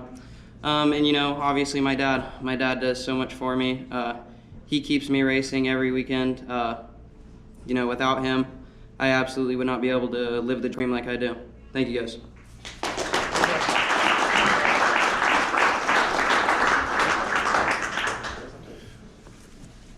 Dominic, by the way, next year, I'm expecting a collared shirt. Not to pick on you or anything here, so you know, we weren't cutting the grass today or anything like that. Just throwing it out there. What we got? All right, next up, Nick Parker and the Parker Automotive Racing Team competed in all 23-hour events, qualifying for the feature on 20 nights. Here is some highlights of the 15 car in action.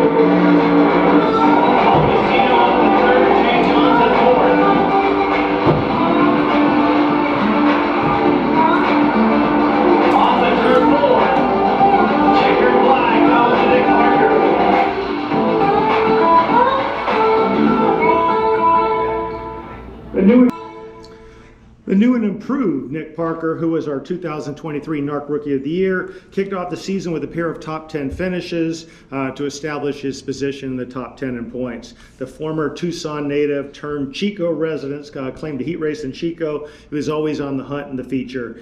He earned the Williams Roofing Hard Charge Award at Santa Maria in July and overall passed 77 cars this season. That was third best with NARC. Maybe second best. I have to double check that one. Overall, Parker scored 2 top 5 finishes and a total of 6 top 10 finishes, including a 7th last night. This team finished 8th in the final countdown last year. This year, Nick Parker is a 7th place driver, and Parker Automotive is the 8th place car owner. Give it up for Parker and Parker.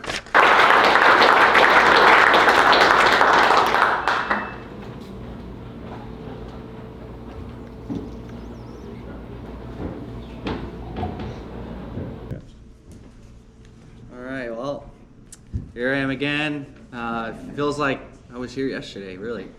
But just want to give a big thank you to my mom and dad. The sacrifice they've given is it's a lot. I'm blessed to be here, and it's no doubt it was a tough season for us. It's been a tough couple seasons, but I've learned a lot. You know, it's a life lesson, or you know, it's been really good. Just kind of choked up, but don't know what next year entails, but I hope to see you guys around the track. Just big thank you to everyone who's helped out this year. I've had so many different crew guys. Just it's hard to find good help, as you guys know, and people got obligations, family. So you know, I had a lot of family step up at the end of the year. My nephew, brothers. I had Scott, his younger son, come in at the end of the year, and it just jammed out. So it helped me out a lot, and I think it'd be wrong if I left out Sean Greeley.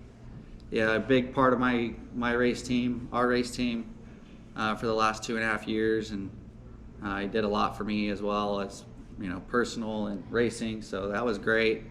And big shout out to my sponsors: Parker Automotive, TDR Concepts, BG, Metal Tech, Rock Knockers, Tyner Hurst, Kading Performance. These guys really helped me out, and I hope to see you guys out next year. Thank you.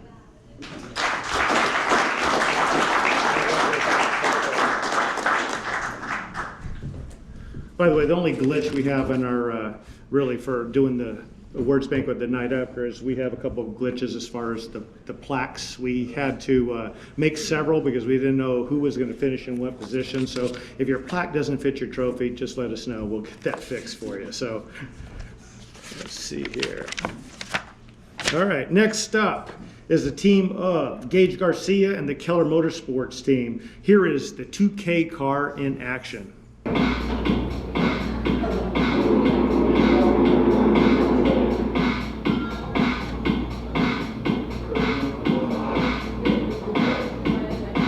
Gage Garcia, winner, heat race number 1.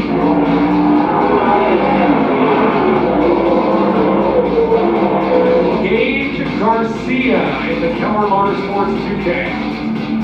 Number 3, Garcia going to drift up. Forsberg trying to get the bottom through. That one led by the Spider.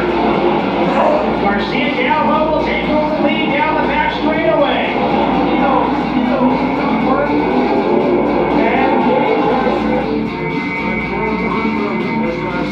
For Gage Garcia wins the heat race up moving to the dash. Here, once again, this is a NARC rookie driver. Nonetheless, you know, I just can't thank this team enough. You know, Brent, Mike, my dad, Norm, Dalton, everybody that comes out and helps, you know, Justice Brothers, Mark, Gord, Dawson Ballman, you know, just everybody, Crown Limousine, everybody that comes out and helps. Great performance, Gage Garcia. This team was a great This team was a great full-time addition to the NARC Tour in 2024. They started out red hot, posting 4 top 10 finishes in the first 6 races. This included a season best runner-up outing at the Dave Bradway Jr. Memorial Race at Placerville on June 1st, a race where he led the 18 laps in the feature. No matter what happened on race night, this car was guaranteed to be on the move. They claimed 3 BMRS heat race victories, won a Star Property Management semi, and earned a pair of hard-fought, hard-charged awards.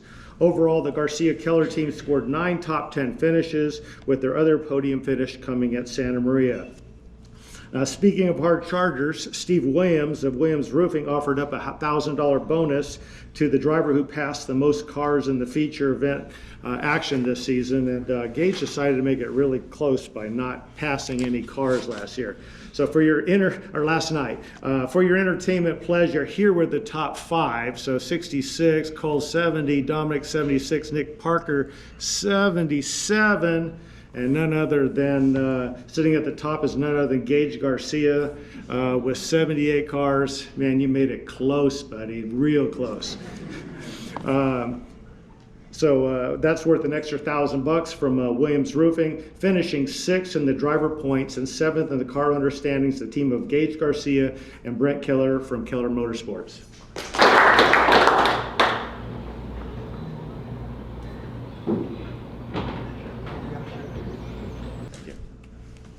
Yeah, I just can't thank our group enough. I'm thankful for Keller Motorsports for giving me this opportunity. You know, Brent, Mike, Louise, Ashley, Stephanie, my mom, my dad, Morgan, just, you know, everybody involved. I'm super grateful for this team and hope to do it again next year.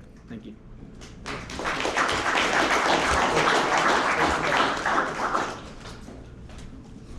All right, with that, I'm going to bring up Mike Andretta to the podium to present the Billy Albini Mechanic of the Year Award.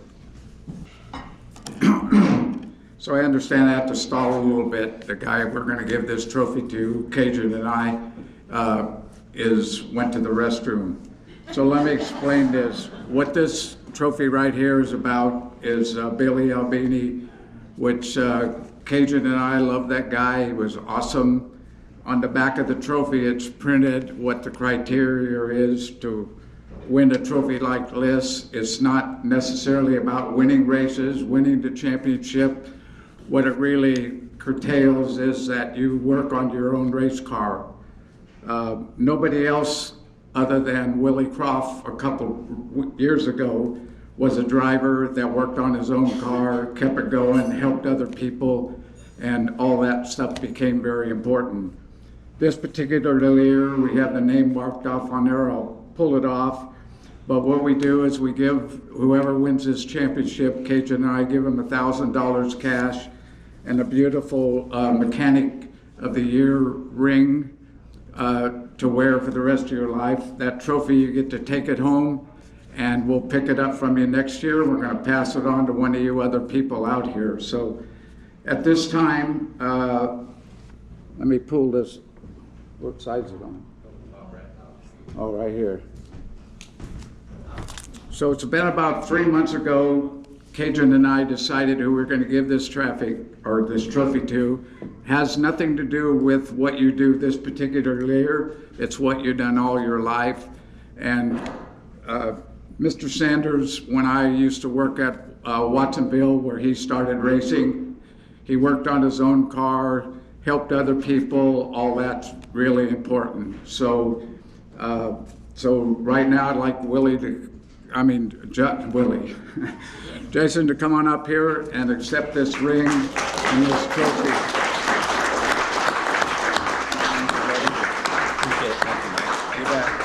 So I mean, things change. When you start out as a real young racer, what this kid did, things were different around him. He's always been a good person as far as I'm concerned, worked on his car, raced hard, and he's getting better and better and better because he's got rid of all the trash used to hang around him. So anyhow, I hope he enjoys this, buddy. Hey man, that wasn't always a choice. That was always a necessity. But man, honestly, what a trophy here. Billy Albini, you know, quite a legend in the sport, especially around California. There's a lot of good names on here. I don't know what to say. You know, it's been a long time coming, a lot of hard work. I can't say, you know, that Hunter Brady and Demo Mitri didn't help me, especially this year, you know, on decisions and setups and all that. And this is as much as their trophy as it is mine. So got to thank those two. And I don't know. That's all I know what to say. It's pretty awesome trophy, honestly. Honored to get it, and just want to thank everybody for putting this together.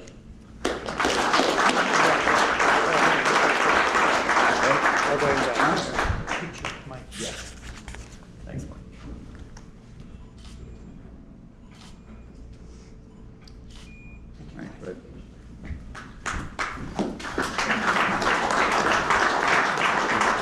By the way, you know, I think everybody in this room knows that Mike Andretti creates some of the best trophies on the planet. I don't know if you haven't seen that Mechanic of the Year award trophy. It's absolutely awesome.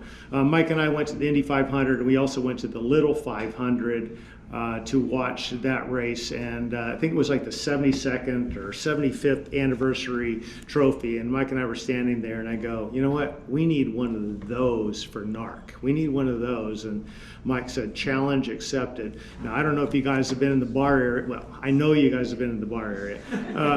But I don't know if you saw that trophy back there, but there's 65 years of history and champions on that trophy back there. That is the NARC History Trophy, Perpetual Trophy, and Mike, you did a freaking awesome job on that.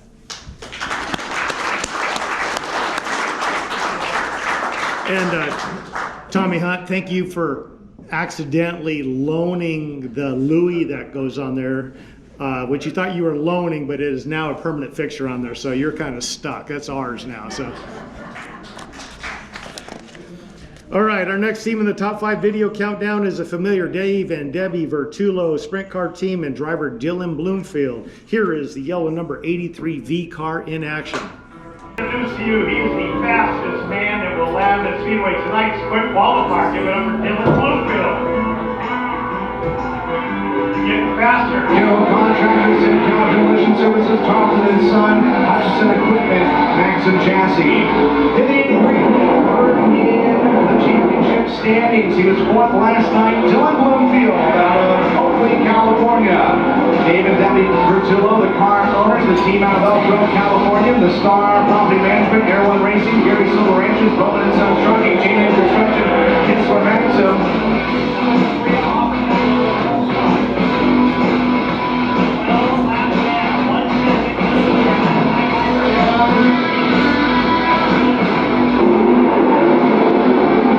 Sanders in the second.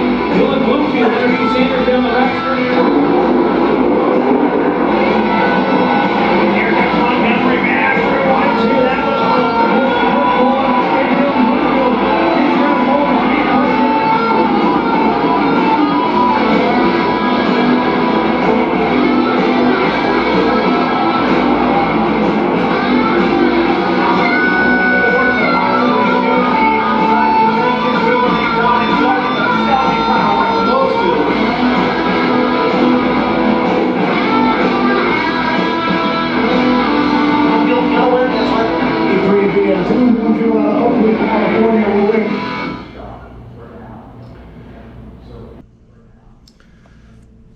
This team had a very respectable stat line in 2024. The team traveled to every event, qualified for the feature event on 20 nights. They set ARP quick time at Willamette Speedway during the fastest 5 days in motorsports, claimed 4 heat races, and come feature event time past 48 cars. In the process, they posted 10 top 10 finishes. Of those, 4 were in the top 5, with a season best 3rd at Antioch Speedway in front of their hometown crowd. Dylan came oh so close to winning his first NARC feature in July, leading the first 28 laps at Petaluma before a bump in the night took him out of contention. The driver from Oakley and the car owner from Sacramento, your 5th place driver and 6th place car owner. How about a hand for Dylan Bloomfield and David and Debbie Vertulo.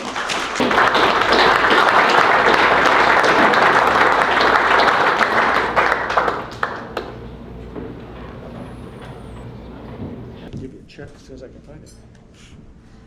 Oh God, I hate these things still. But I just first off, congrats to Justin and the whole team, Demo, Hunter, Rusty, everyone on the team. Max is probably still mad at me from last night, but congratulations to all you guys. You guys worked hard all year. So, and Cole, you guys did great too. So, NARC, thank you guys for putting on a heck of a show all year. All the drivers did great this year, and first I gotta thank Dave and Debbie Vertulo for giving me this opportunity in 2022. We've raced almost 120 races now this year, in the past 2 years. So I'm super thankful for them for giving me this opportunity. It's definitely one of the best I've ever gotten. So secondly, I want to thank my parents for all the hard work you guys do and support me all the time. So thank you to you guys. Ed, Rich, Richard Brown, Vern, Heavy D, everyone that helped me throughout this year. I just can't thank them enough. They definitely taught me a lot and just kept me going all the way throughout the year. So super thankful for all you guys. And Jim, thanks for all the hard work this year. Like I said, congratulations to all the drivers that made the top 10. And yeah, thank you.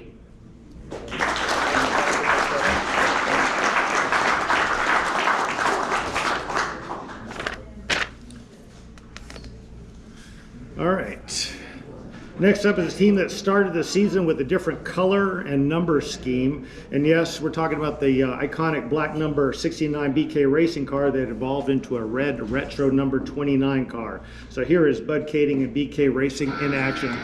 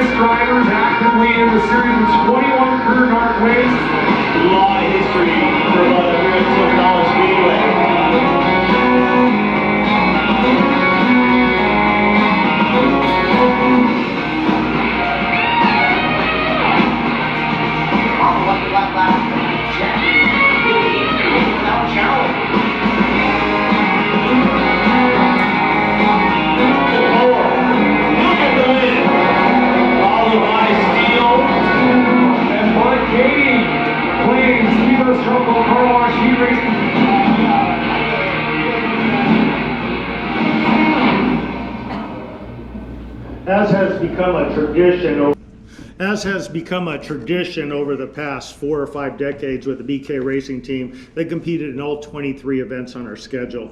As always, Bud Kading was a heat race master. He picked off 4 of them this season. He got a Williams Hard Charger award at Grace Harbor Raceway. Come feature event time, he posted 12 top 10 finishes. Of those, 4 were in the top 5.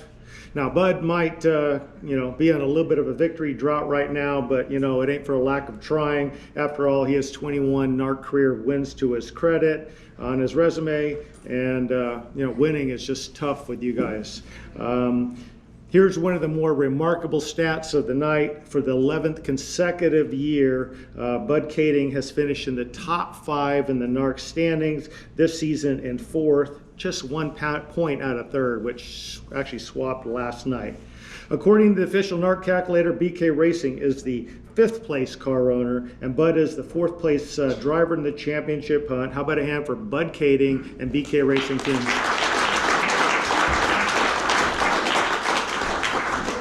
I'll give you a trip in a second. This is going to be a while. I don't know if you guys want to go get a drink. Did you say no? 2 minutes. Just like your sex life. 20 minutes. So I got 40 seconds. Yeah. What? That's a terrible stat. I got 21 wins. I've been racing. Next year will be 29 years. It's a lot less wins than years, at least with the series. And I was absent for a while and did other things, but yeah, it's crazy. My entire life, all I ever want to do is race. That's all I've ever really done. Been fortunate enough that our family has a speed shop that's involved in the industry to keep me involved. Yeah, it sucks. Not winning sucks. It makes it tough to talk. It makes it tough to talk shit. Like, I want to motherfuck everybody out here. And I apologize for my language, but then I'm sitting there thinking, man, you ain't won in, at least with NARC in 5 years, and how can I talk shit to Cole? Like, I talked shit to Cole yesterday, not talk shit, just talk to him, and like, fuck, you ain't won nothing in a while. You need to shut your mouth. But I've been there, and there. My first race win with NARC, I think, was in maybe April or May of 1997. maybe my, I don't know, 15th race out at Hanford. It was a pretty cool clip. If you ever found it, it was I raced Jimmy Sills. Anybody here know who Jimmy Sills is? Probably not many of you. But it was the Pombo Sergeant at Hanford. It was my first NARC Golden State win. Then it was separate. Yeah. Damn, they're speechless on it. It's all good. I did the crying last year. You get to do it this Hang year. on, I'll fix it right now. This will stop you from crying. It's a check. So. No, it won't. I'll open it. It's gonna make me cry. Yeah, but all I wanted to do was ever race, and as a kid, school, so I did is drew on my homework, race cars. It's almost over.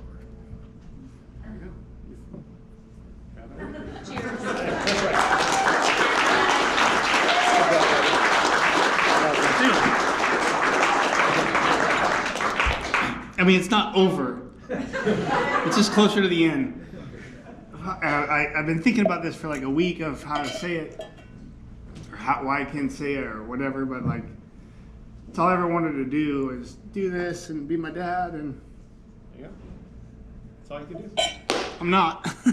But thank you guys, and congrats to Sanders and Cole. Like, what a hell of a battle to the end, and even for third, fuck, I was pissed last night. We didn't get back out, and we needed those laps, and to lose it by a point to not be on the top three, you know, it's a big deal when you get to that point. So congrats to all you guys, and thank you for supporting the series.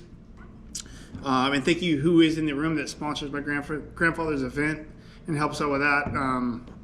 We work on making that event bigger and better every year, and I don't know where we'll be at next year as far as with the series, if we can, you know, lie to enough people to get the money to do it again and tell them that we're going to be better, because I've been lying to them like 5 years now and say we're going to be better and we're not.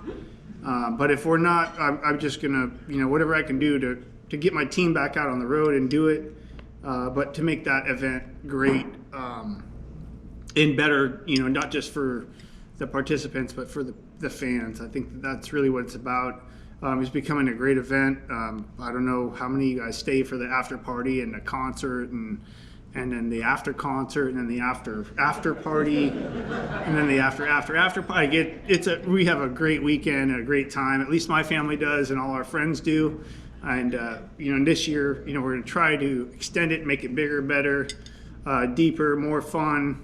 Maybe try to change the format and make it to where it's a little easier for a guy to go there with a 410 for 2 days and not have to work his ass off in the morning changing engines and all the other stuff, and getting over at 8:30 or 9 o'clock on a Friday night and being able to, you know, have 10 or 12 beers and a couple pieces of pizza. But anyway, thank you guys again. Congrats to the competitors.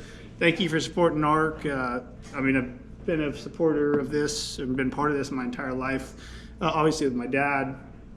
I was fortunate enough to bring Jim back in 10 years now. Damn it.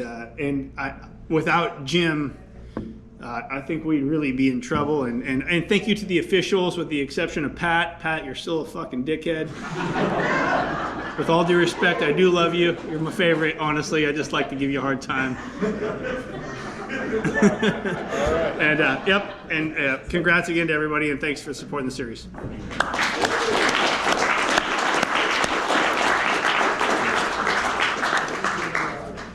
Ladies and gentlemen, I don't know if you realize, but you just witnessed the shortest Bud Kading speech in history right there.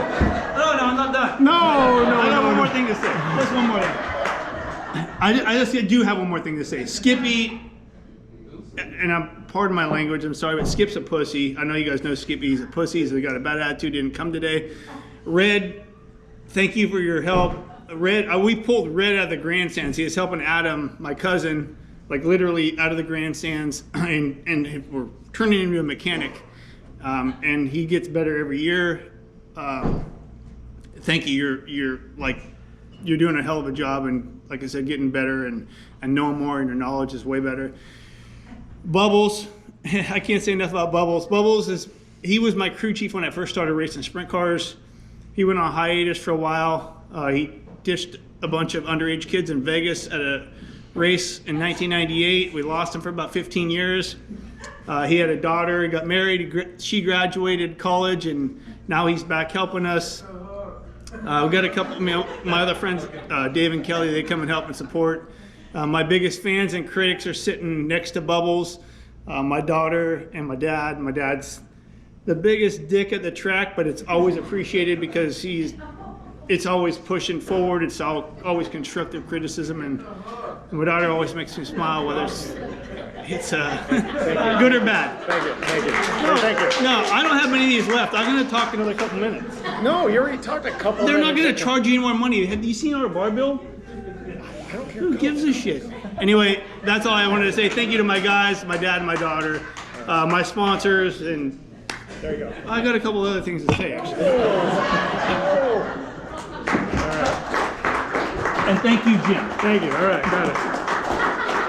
All right, let me revise that. That's the second shortest BK's speech there ever. So, and damn, Kaden Steel, you're a dream crusher. Look at that. You went from third to fourth to third last night, and this guy's teared up, man. So, keep doing that. All right.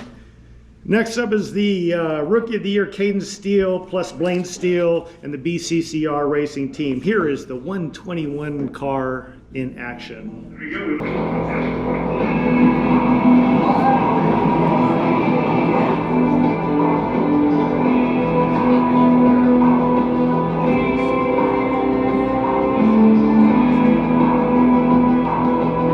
The leading Rookie of the Year award candidate, brought to you by Jim Allen Motorsports and the BCCR Racing, Ardent General Contractors, Cal Demolition Services, Tarleton & Son, Hutchison Equipment, Banquet Associates, Western Metal Company, Power Source Electrical Maxim, Tom Ritz sponsored Western Metal Company Powered Engine for Eastern California, Kaden Steel.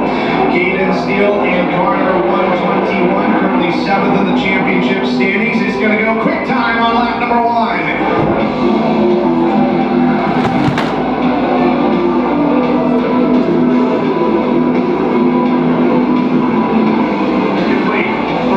Here comes Steel. He's got the pass. He's intact. He is going to get around Kaden Steel. Steel takes it back with him. Steel and Dylan Bloomfield still going at it. Wheel to wheel, tooth and nail. For 155. Left to go on this one. He's still got the lead on turn number 3. As Kaden Steel gets the rooster tails off of turn 4. Kaden Steel going to lead lap number 5. Kaden Steel. He's going to win tonight's dash and put his 121 on the line. He's going to be back in the dash. Give the lead to Kaden Steel. On the 121 of Gage Steel dominates.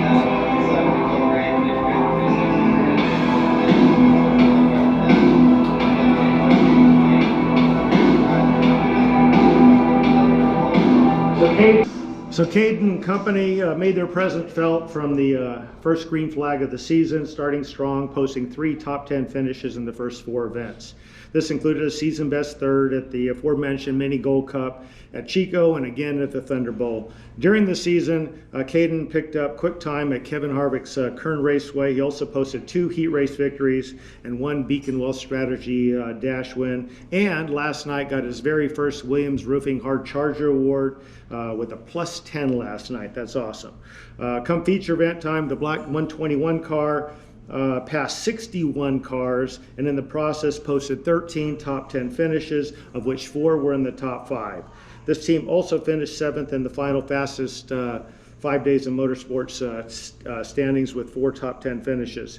They're still looking for the very first NARC feature event win, but I predict it's coming in the very near future. Today, they are the 3rd place driver and 4th place car owner in the final countdown. From Fresno, give it up for Kaden Steel, Blaine Steel, and the BCCR racing team.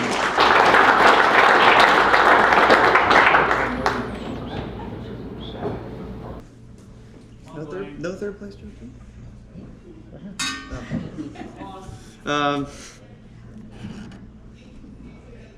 All right. I want to start off by going over some unfinished business I have with my last speech. I forgot to thank my family, and they are the biggest part of this entire ordeal. My sister, she does all our merch stuff. I don't like dealing with that after a race. Sometimes I'm a little mad, and I'm probably pretty hard to talk to. So I'm like, just go to her. She has the sure information. And even then, I'm still asking her for prices and stuff like that. And she also she dances, or excuse me. She does like competitive dancing, and I have to miss some of her dancing competitions for racing so we can stay in the points, and I'm glad that she understands that. And my mom, she keeps everything in check at the racetrack. She's pretty much everyone's mom in the pits. Sometimes our tempers flare a little bit, and she keeps all that under control. She keeps us all fed too, which is nice.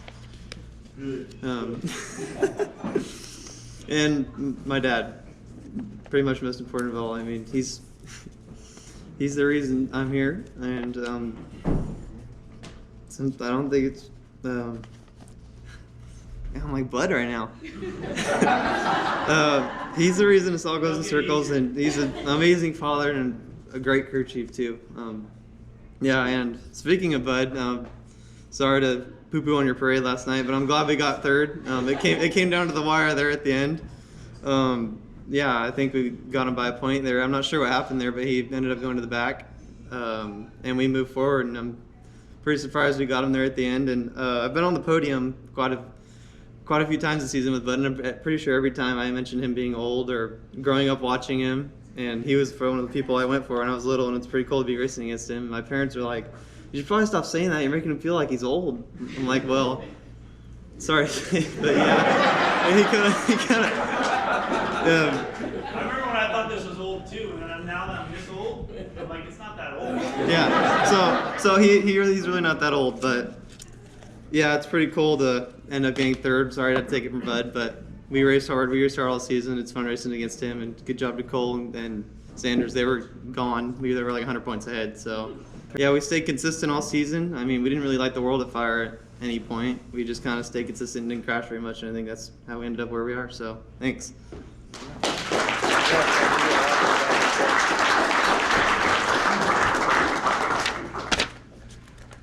Next up is the Joshua Bates and Roger Hamilton Racing Team featuring driver Justin Cox and with a little bit of help from Landon Brooks. Here's the BHR 42X in action.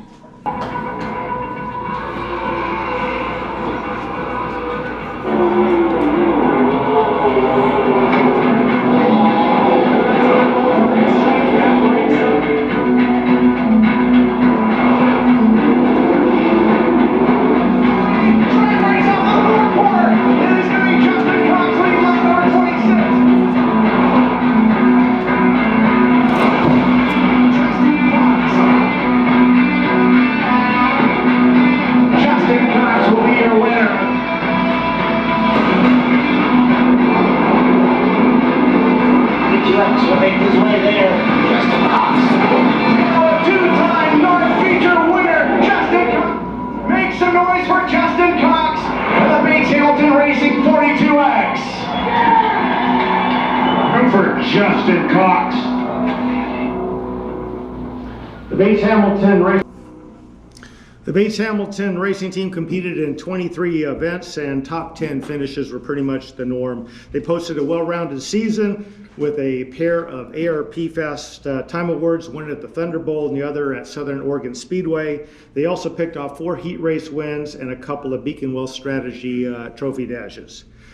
Justin also picked up a Hard Charge Award last weekend at Kern Raceway after returning from injury, his very first race back. Come feature event time, this team was on the hammer for 19 top 10 finishes, of which 8 were in the top 5 and a pair on the podium. The crown jewel of their season was came at Cottage Grove during the fastest 5 days in motorsports. In one of our more exciting races of the season, Justin outgunned Cole Macedo to score his second career NARC victory. Ladies and gentlemen, for the 5th straight season, the Bates Hamilton Racing Team has finished in the top 10 in the NARC standings, 4 of those in the top 5. This year they are 3rd. The driver who missed 3 events finished 9th in the final driver standings. How about a hand for the Bates Hamilton Racing Team and Justin Cox?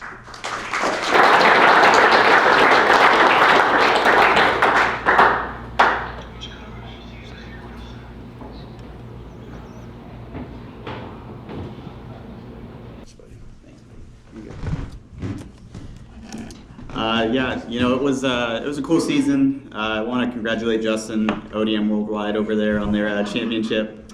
Cole, you guys did an awesome job too. It's good for the sport to see that kind of stuff all season, and the world was watching. So thank you to the NARC Benevolent Fund. You know, it's not fun breaking your back, but it's nice to know I can stay home and not worry about disability checks and things like that. So it's something you never want to receive, but really thankful for that. Season was okay. Obviously, we want to do better anytime you can get out there, but we were consistent. Really thankful for these two guys back here. Roger and Lori Hamilton are great people. They took a chance on a kid and let him have some fun. Josh Bates is my best bud, and just had a lot of fun with him. So I don't know if they want to talk, but we can let them. I always want to talk, right? Derek, I will not be yelling at you, at least for a few months. He always sees me coming up in the pit lane, and he's like, oh, God, Bates again. But thanks for listening to me and sometimes figuring out what I'm talking or yelling about. I just want to quick just thank the people that make all this happen for us. Roger is an incredible guy in terms of getting things, amassing these big companies to sponsor us. It's crazy. I've never been able to do that myself. Roger is a wizard at it, and he's really what makes all this happen. It makes us be able to come out and do really, really fun stuff and race. The second thing is crew. It's been mentioned a couple times. It's real hard to find people who are consistent, always are there, don't complain constantly. Our team was great this year. One guy down here who deserted. No, actually, when Justin got hurt, we weren't sure if we were going to keep racing. So Rusty found another team, apparently the championship team. Good job, Rusty.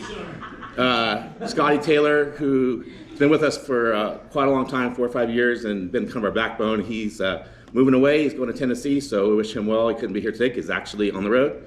And then Kaden Klein, who, if you guys watched the 4th heat last night, I put Hayden in the car. He's, you know, good go-kart guy.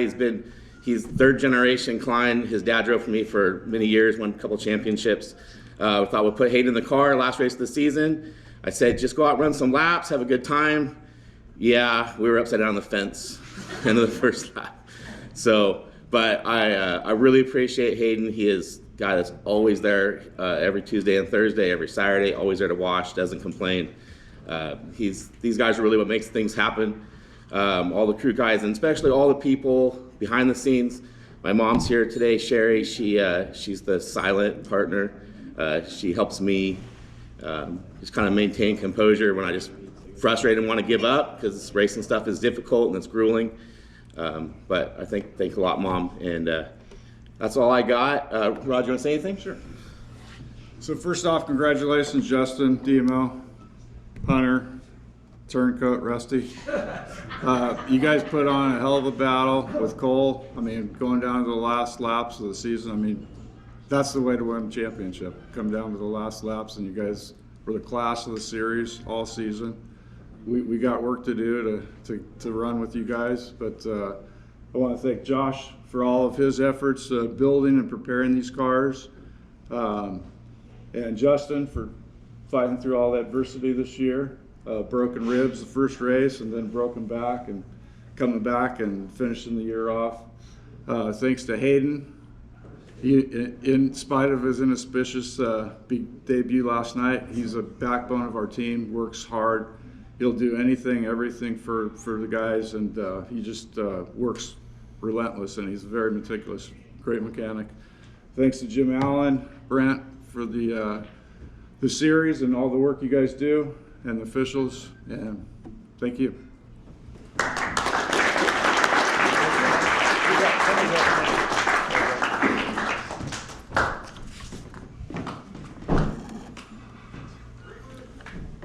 All right, our next award is the coveted Dave Bradway Jr. Inspirational Trophy, which is presented to an individual or individuals in our field who are inspirational to others around them. This is done by way of contributions to the sport or by inspiring the hearts and minds of others. Previous winners include, it's a good list, Adrikas, Dennis Roth, Peter Murphy, Rodney Tyner, Clyde Lamar, Mike Endrick, Brent Kading, many others, including last year's winner, Shannon Bloomfield. Can you do a jumping jack yet? Yes, sort of. You know, Justin Cox can't do one yet, so and he's in a race car. So By the way, a couple days ago, she went through her 16th surgery, so to recover. God bless you for going through all that. So, when I returned to the King of the West Series in 2017, this group was struggling, averaging only 16 cars per show, and marketing and image building was pretty much non-existent. The King of the West Series and drivers were viewed no different really than a street stock racer at some local track. No persona, no image, no importance. Since then, we have completed the conversion back to the Northern Auto Racing Club, where our drivers, our car owners, and our racing families is the actual stars of the show. And we've grown proportionally ever since. Now, one person who has really helped the cause during the past 3 years can possibly be confused with maybe a stunt double for a ZZ Top impersonator here. But don't ever judge a book by its cover, because what Sean Heath has started as a vision to get involved in sprint car racing has blossomed into a marketing machine for NARC and racing on the West Coast. He didn't do it for the money.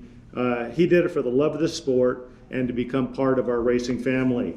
I mean, who would have thought that fans just wanted to watch people roll cars out of the trailer, or drivers meetings, or BSing in the pits. And then again, these are the stars of NARC, and he saw that something that really was necessary and projected those personalities into the equation. His efforts quickly grew into multiple in-car cameras, which many of you guys use in your cars. You guys do personalized videos for your sponsors, which is awesome. He's got drone footage, which puts us in a different league than everybody else. And this complements the marketing efforts of our organization. It should also be noted that a lot of his footage that you saw today also comes from his camera. So I know he does other events besides NARC, and his exposure is growing, but directly or indirectly, his efforts have directly promoted every team in this room. And that makes him a team player. That drives interest for NARC 410 sprint car racing, interest in you, and more fans in the grandstand. That's a win, that's a win, that's a win. Today we salute Sean Heath for his hard work and passion by awarding him the Dave Bradway Jr. Inspirational Trophy. Give it up for Sean Heath.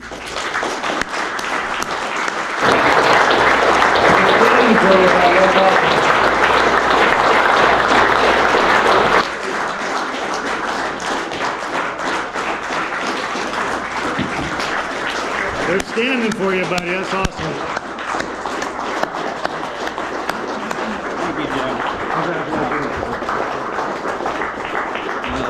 Honestly, don't know what to say.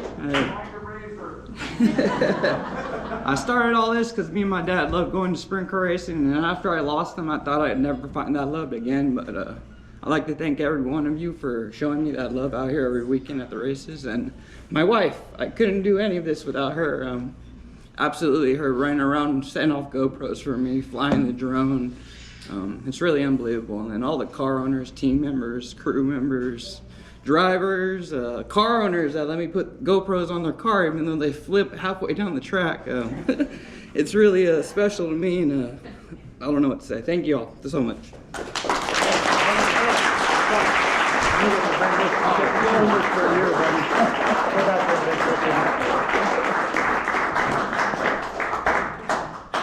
All right, I'm going to kind of get a little bit off track here. I want representatives to come up from the 15 Parker team and just kind of up here in front. The 2K Keller team, Brant, get up here. The 83V Vertullo team. Mr. Steel, you need to come up here. The Tarleton Racing team and Demo Mieter, come on up here. Stand in a little row here. We'll pretend you're in a police lineup or something. Brent.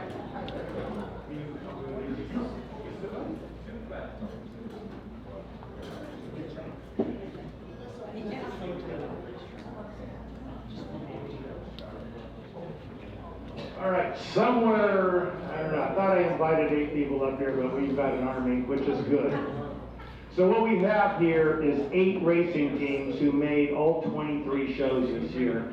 And obviously this is a big deal. It's hard to do. It doesn't sound like much, but it is hard to do. And what we have, Brenda's passing out right now is $1,000 checks. These are loyalty awards. Ladies and gentlemen, give it up for these great racing teams.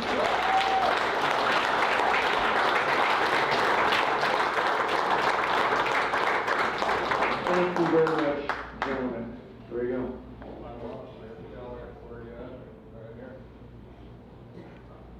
There we go. Alzheimer's kicking in with Brent. All right. Thank you, gentlemen. Thank you very much, all you guys.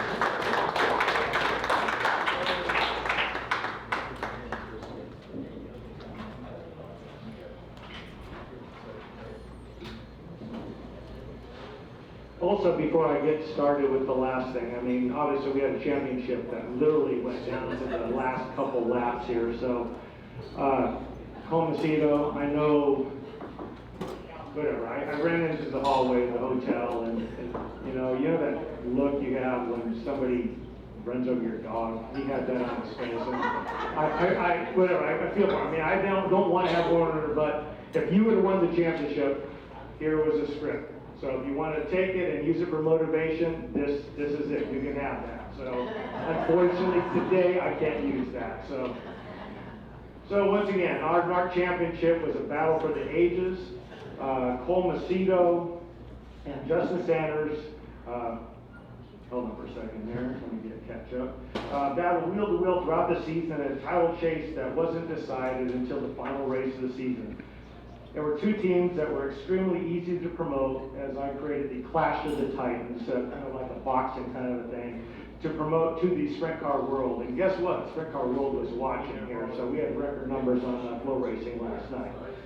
We couldn't have written a better script, and both teams should be extremely proud of their accomplishments, because I know I am, and I think everybody in here go, oh my God, I can't believe it was just exciting. So I congratulate both of you guys. So let's kick off the final two with a highlight video of Macedo and the Tarleton Motorsports racing team. Last night's winner and current point leader in both the fastest 5 days in motorsports, as well as the NARC 410 championship standings. The Tarleton Motorsports fielded number 21 from Lemoore, California, Macedo.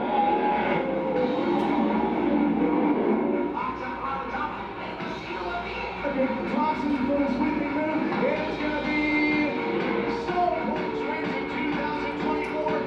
Macedo. Checkered flag is going to wave. Give the win at Coleman. Checkered flag wave. Sanders sideways. From the pole tonight here. He'll win heat race number 1. He'll win. Macedo going to be the winner for here. He will win the heat race. Macedo break around the outside for Macedo dominates heat race. Will be on the pole for the 14th annual meet. Box up around the top. And Macedo at the end. Charge as Macedo wins. Rolling away. Round number 1.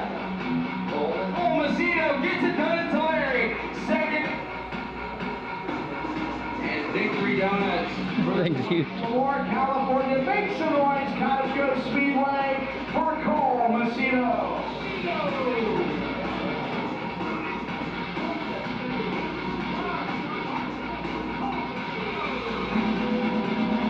Yeah, that's what we're talking about. Great thing about here. Let them hear you. Macedo, tonight's main event winner.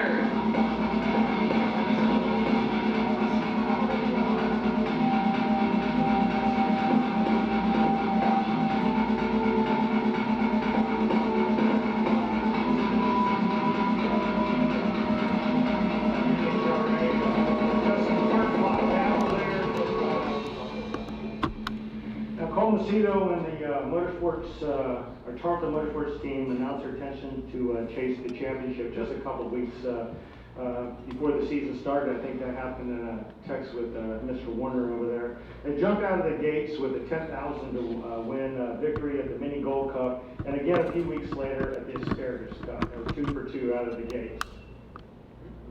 Battery's going dead. Give me the, somebody find the other microphone. Entering the Dave Bradway Jr. on June 1st, Cole was 5 for 5 in top 10 finishes and held a 14-point advantage over Sanders. This battle would go back and forth throughout the entire year, with both competitors never really having any margin for error. This team went on to win the fastest 5 days in motorsports title by 3 points over Sanders and Justin Cox. And by the way, Cole, your trophy is actually right there. We didn't give it to you because I forgot. So, there's your trophy for fastest 5 days in motorsports. If you look at their season-long stats, it's a championship caliber season from top to bottom. 4 ARP Fast Time Awards, 8 Chemo's Tropical Car Wash Heat Race wins, 3 dash victories, and even a Hard Charge award. 23 feature event starts resulted in 19 top 10 finishes. 18 of those were in the top 5, and 13 of those were on the podium. As mentioned earlier, they parked it at the Mini Gold Cup and at the Asparagus Cup, plus scored a Douglas County win during the fastest 5 days. In October, Cole won at Tulare and then scored a huge victory during the Anthony Simone Classic to make it a hunt at the end. That's 5 wins this season. I like to point out that these were passionate ones. Cole likes to win, and he shows it. And we know he's going to World of Outlaw Racing next year. Maybe there's, Cole, the Incredible Hulk. I don't know. You guys figure it out there. Ladies and gentlemen, Cole Macedo and the Tarleton Motorsports team entertained us all season long for the championship day performance. Cole Macedo and Tarleton Motorsports.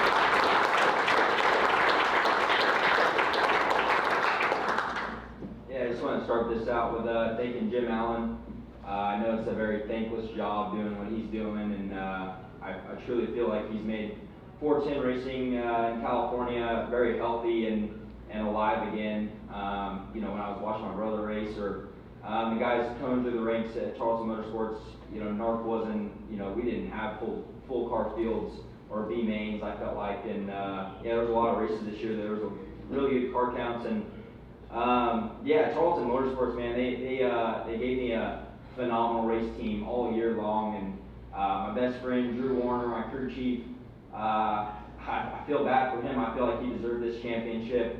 I gave it away a couple races, just crashing the car and trying too hard, and Nate Matherly, Kobe Stidham, you guys are awesome. They work for free most nights, and bust their tails. I crashed the car a few times this year.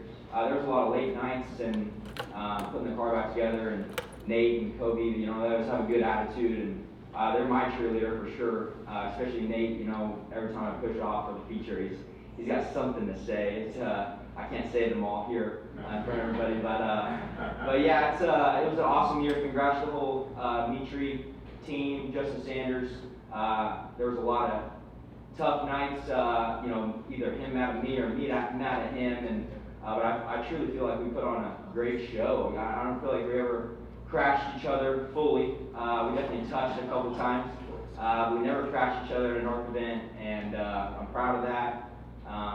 It was an awesome year. I loved racing with you guys. All you guys that I raced with this year, I feel like you guys prepared me for what's coming next year. I'm gonna get beat up a lot for sure. But yeah, I'm super excited for what's to come in the future. I want to thank my family, my mom and dad.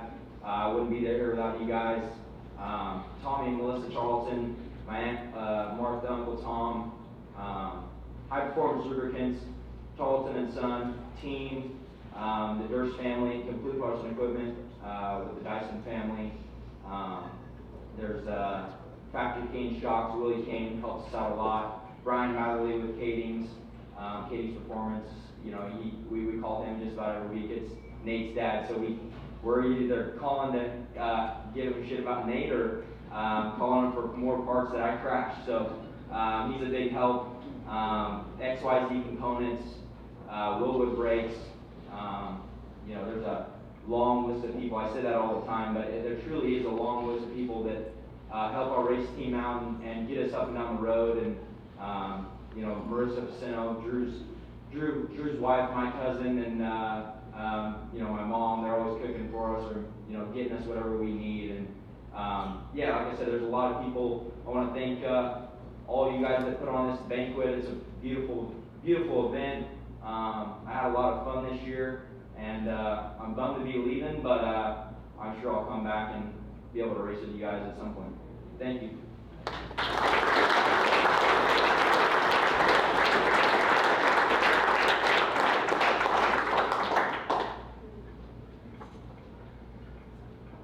All right, here we are, championship celebration time. It's time to introduce the other Titan in the class as the NARC championship team.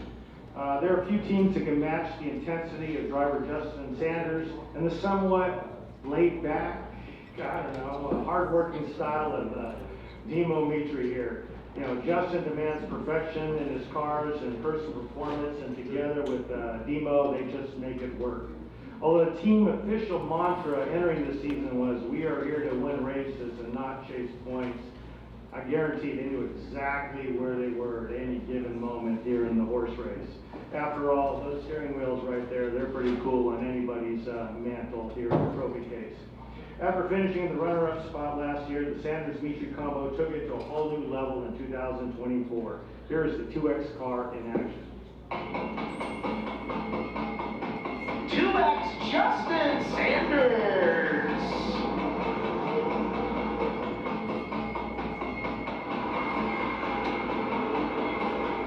Dave Bradway Jr. Memorial winner Justin Sanders for his 20th career NARC victory. Flag is going to wave. NARC win number 6 on the season with Justin Sanders. Well, David Totter Memorial winner Justin Sanders. Contra Costa Clash goes to Justin Sanders. Number 4 Justin Sanders is going to roll from the pole here tonight in Roseburg. Number 4 gave the victory to Justin Sanders. He won off the floor though. Justin Sanders, the victory lane. Front straightaway center flag for Justin. He's going to walk the line on this one. He will be your winner. The win to Justin Sanders. Here's heat race number 4 winner. And now the front straightaway center flag for Justin Sanders. Win number 17 on the NARC series for Justin Sanders, the Mitri Motorsports team. Looks like it'll be Justin Sanders.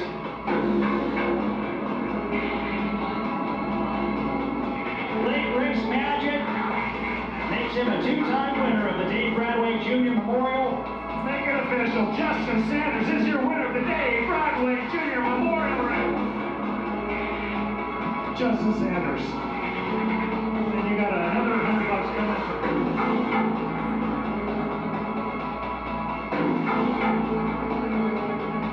Ladies and gentlemen, here he is, Justin Sanders, your feature male winner here.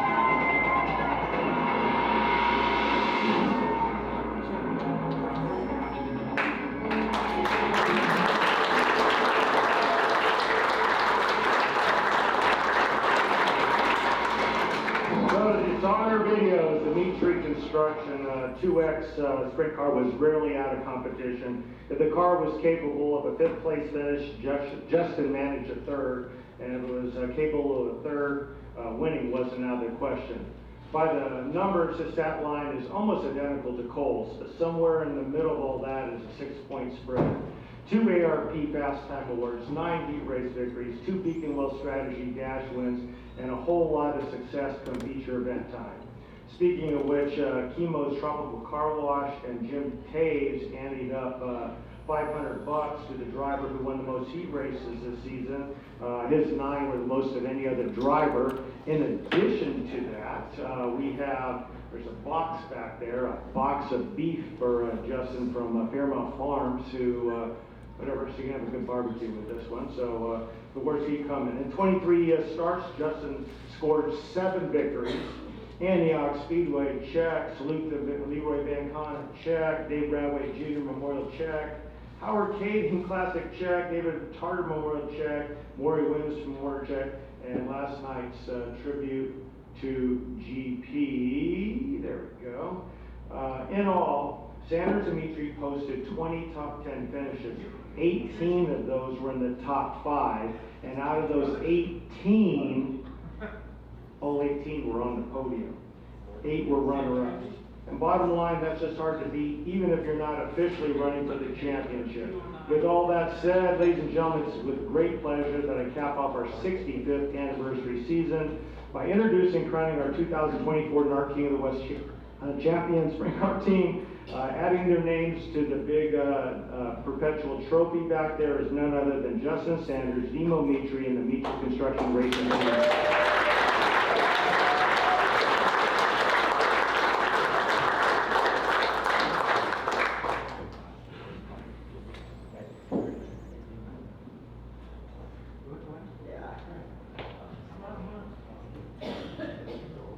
First off, I'd like to say thanks to Derek and his family for the extra meat and everybody for putting up the extra meat race money, trying to get us out of poverty. I really appreciate it.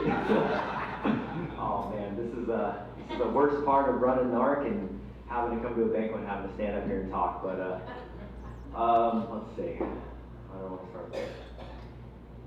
I know I played it as I was going for wins and didn't really care about the championship, but that was all reverse psychology because I gotta admit, this week had a hard time sleeping, had a hard time focusing on other stuff, and we spent extra time in the shop making sure our car was right and thinking about it, when the weather was coming, being like, man, why can't it just rain? It'd be easier that way.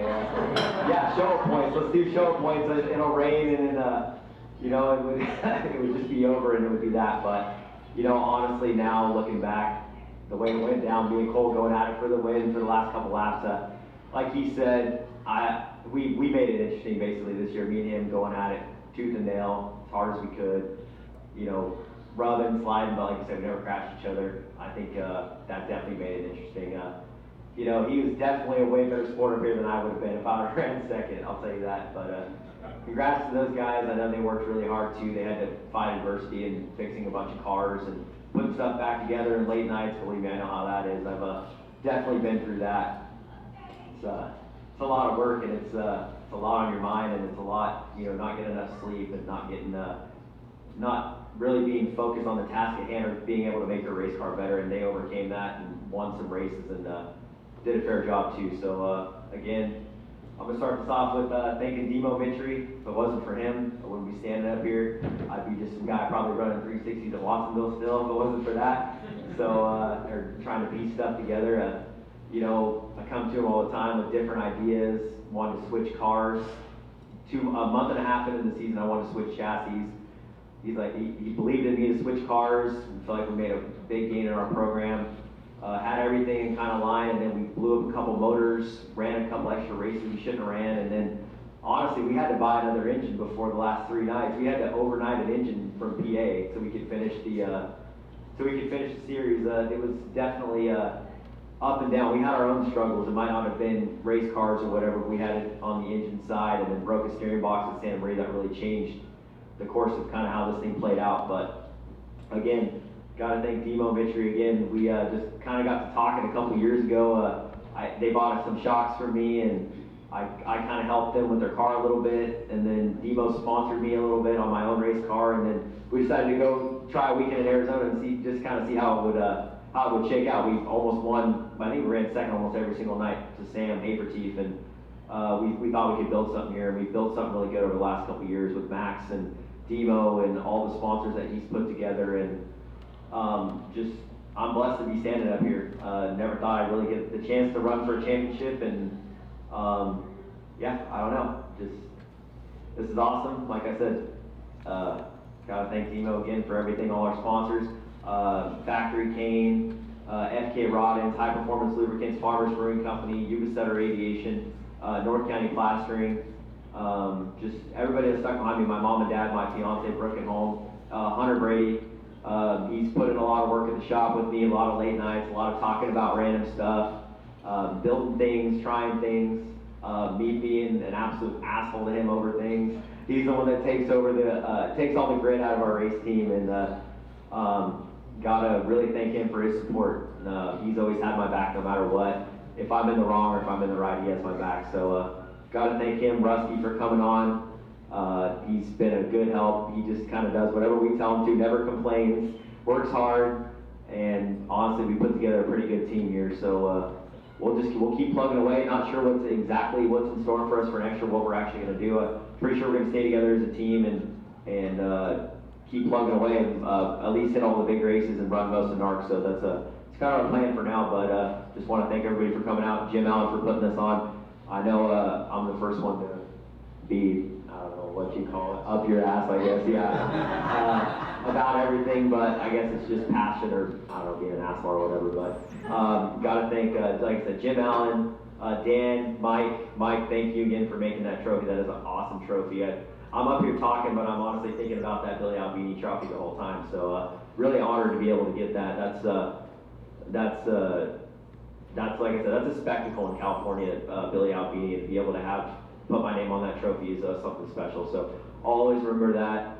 Everybody else with NARC, Derek, Ed with flagging, I'm sure I forget Pat, just everybody that helps out, everybody that puts anything to it. I'm sure I forget names, but just want to thank all you guys for being here and putting all this together.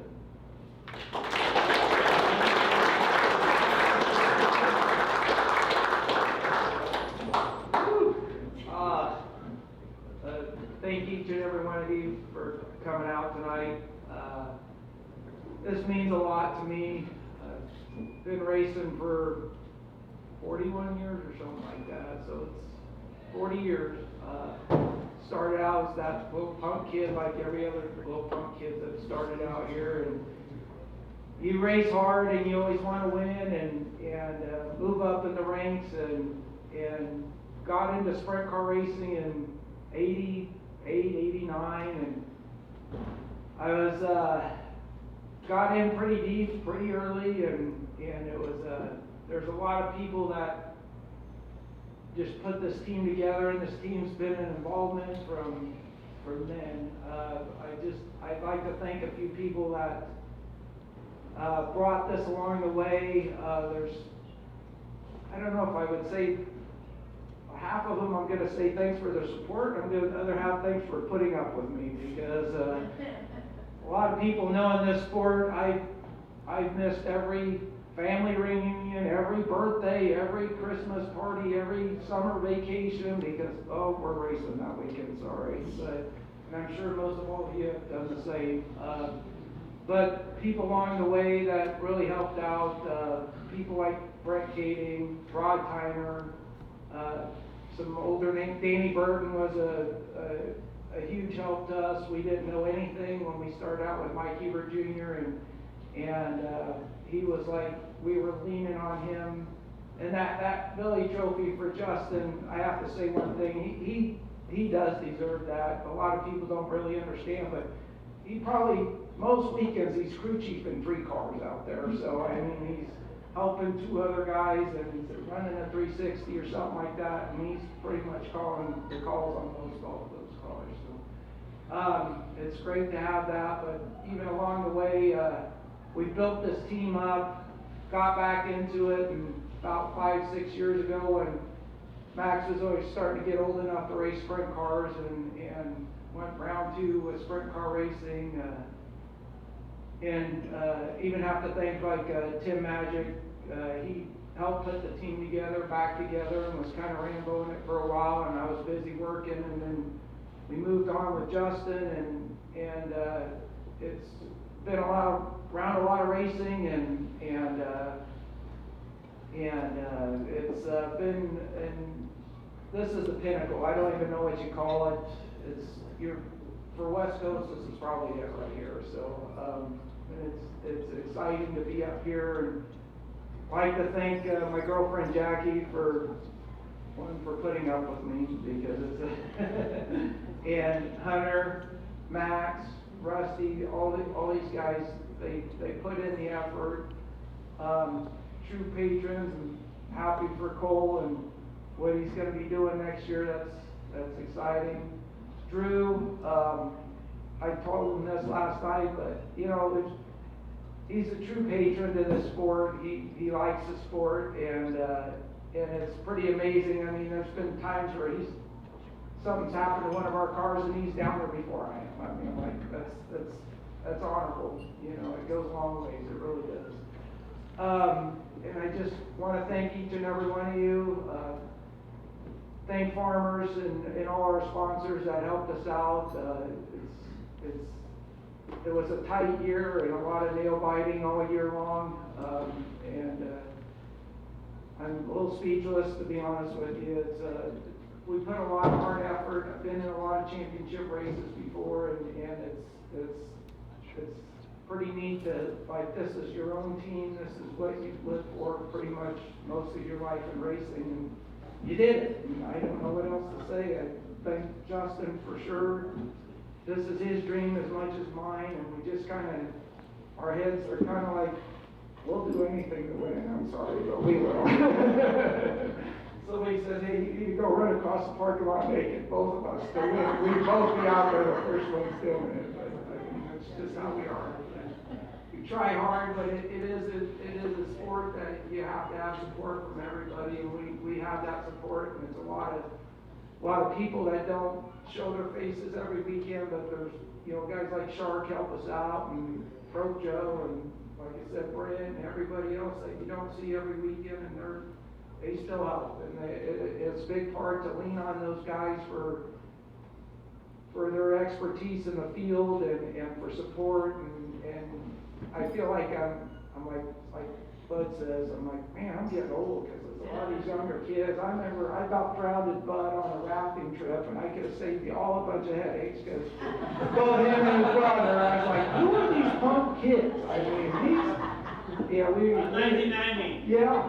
They used to raft down the river at Gold Cup on a Tuesday or something like that. We used to go raft down the river, and I was like, I could just finish both of these off right now. I mean, it was tough. But, you know, they both had successful seasons and years of racing after that, and it's good. But it's the same thing. It's a generation. You see the younger kids coming up, and I look at Hunter, and I'm like, I was that kid 30 years ago, you know, so it's neat to see it. It really is. And well, you were straight. Yeah.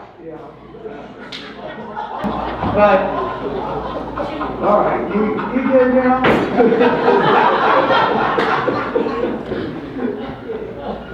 Gosh, I told you I should have drowned it in.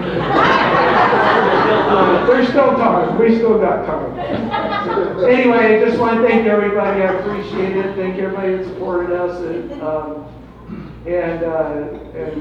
I'm glad to be here. And hopefully it was a great year once again. And both the 21 and the 2X put a hell of a season together. And it had to be down to every little this pass or that pass or this qualifying that made it down to what the season was. And it's good for everybody that it raises the bar that way. I mean, that's what it really does. And every year we left here, the last 2 years, 3 years, we've second.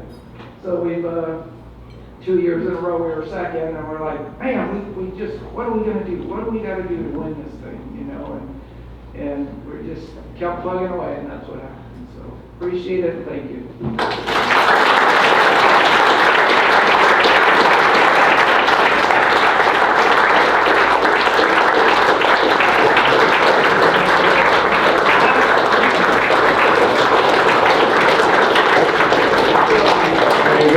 Champion for 2024. So I'll have you out of here in 5 minutes, I promise. So there you have it. We officially closed out our 2024 sprint car season. Congratulations to all of our teams and award winners. But I'm saying that's all you would. Great list there. Before we unlock the exit doors, let you guys go. I'll throw a couple of tidbits on here about 2025. The centerpiece of our seasons, once again, can be the fastest 5 days in motorsports, also featuring the Liberty Super Dirt Cup in June. These events represent some of our highest paying races of the season, and the fans and the promoters up there absolutely love you. Another topic, so we're anxious to get back into Calistoga. We're hoping Hanford will have a promoter. We're trying to get into Placerville and Antioch twice. We're trying to get to the other Bakersfield track. We're trying to have a no conflict schedule that fits in with whatever high limit the Outlaws are doing. And finally, we hope we have the right president in the White House and our economy gets back to where it needs to be, because I know you guys are paying a lot of money for tires and motors and all that other good stuff. So the plan is we're going to have a Zoom meeting sometime in December, January, that we're going to go over rules and schedules and all that good stuff. Once we get the schedule finalized, we'll have it on narc410.com. I also want to thank our NARC Advisory Board, which I didn't do earlier this season. They're also providing input into the big picture here. And we're also adding the name at the bottom there, Justin Sanders, who is now a member of our advisory board team. So with that, Mike wanted to come here and say one last thing. 1 minute. So the only thing I want to say is I'm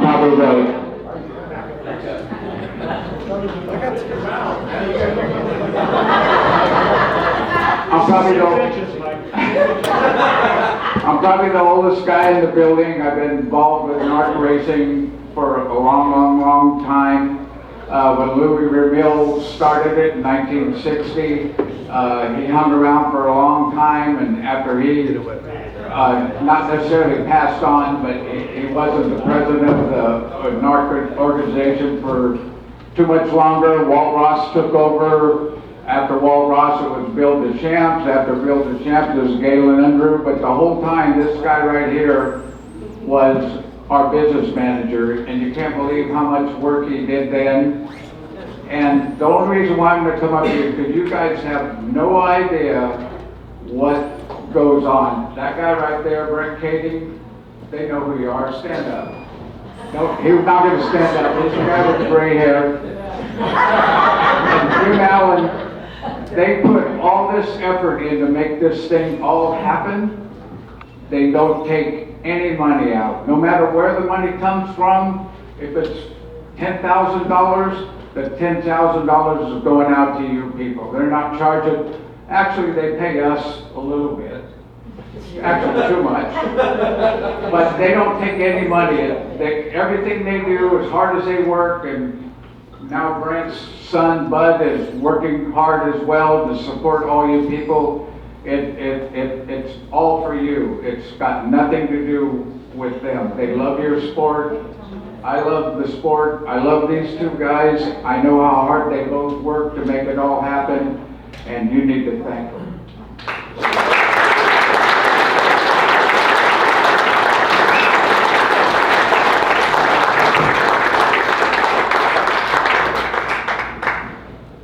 Thank you, Mike.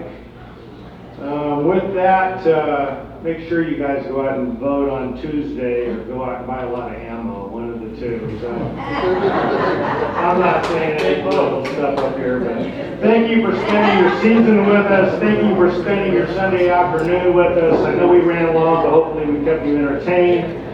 Please rest up, enjoy a safe holiday season. We look forward to seeing you in 146 days at the 2025 NARC season opener. Thank you very much. Done.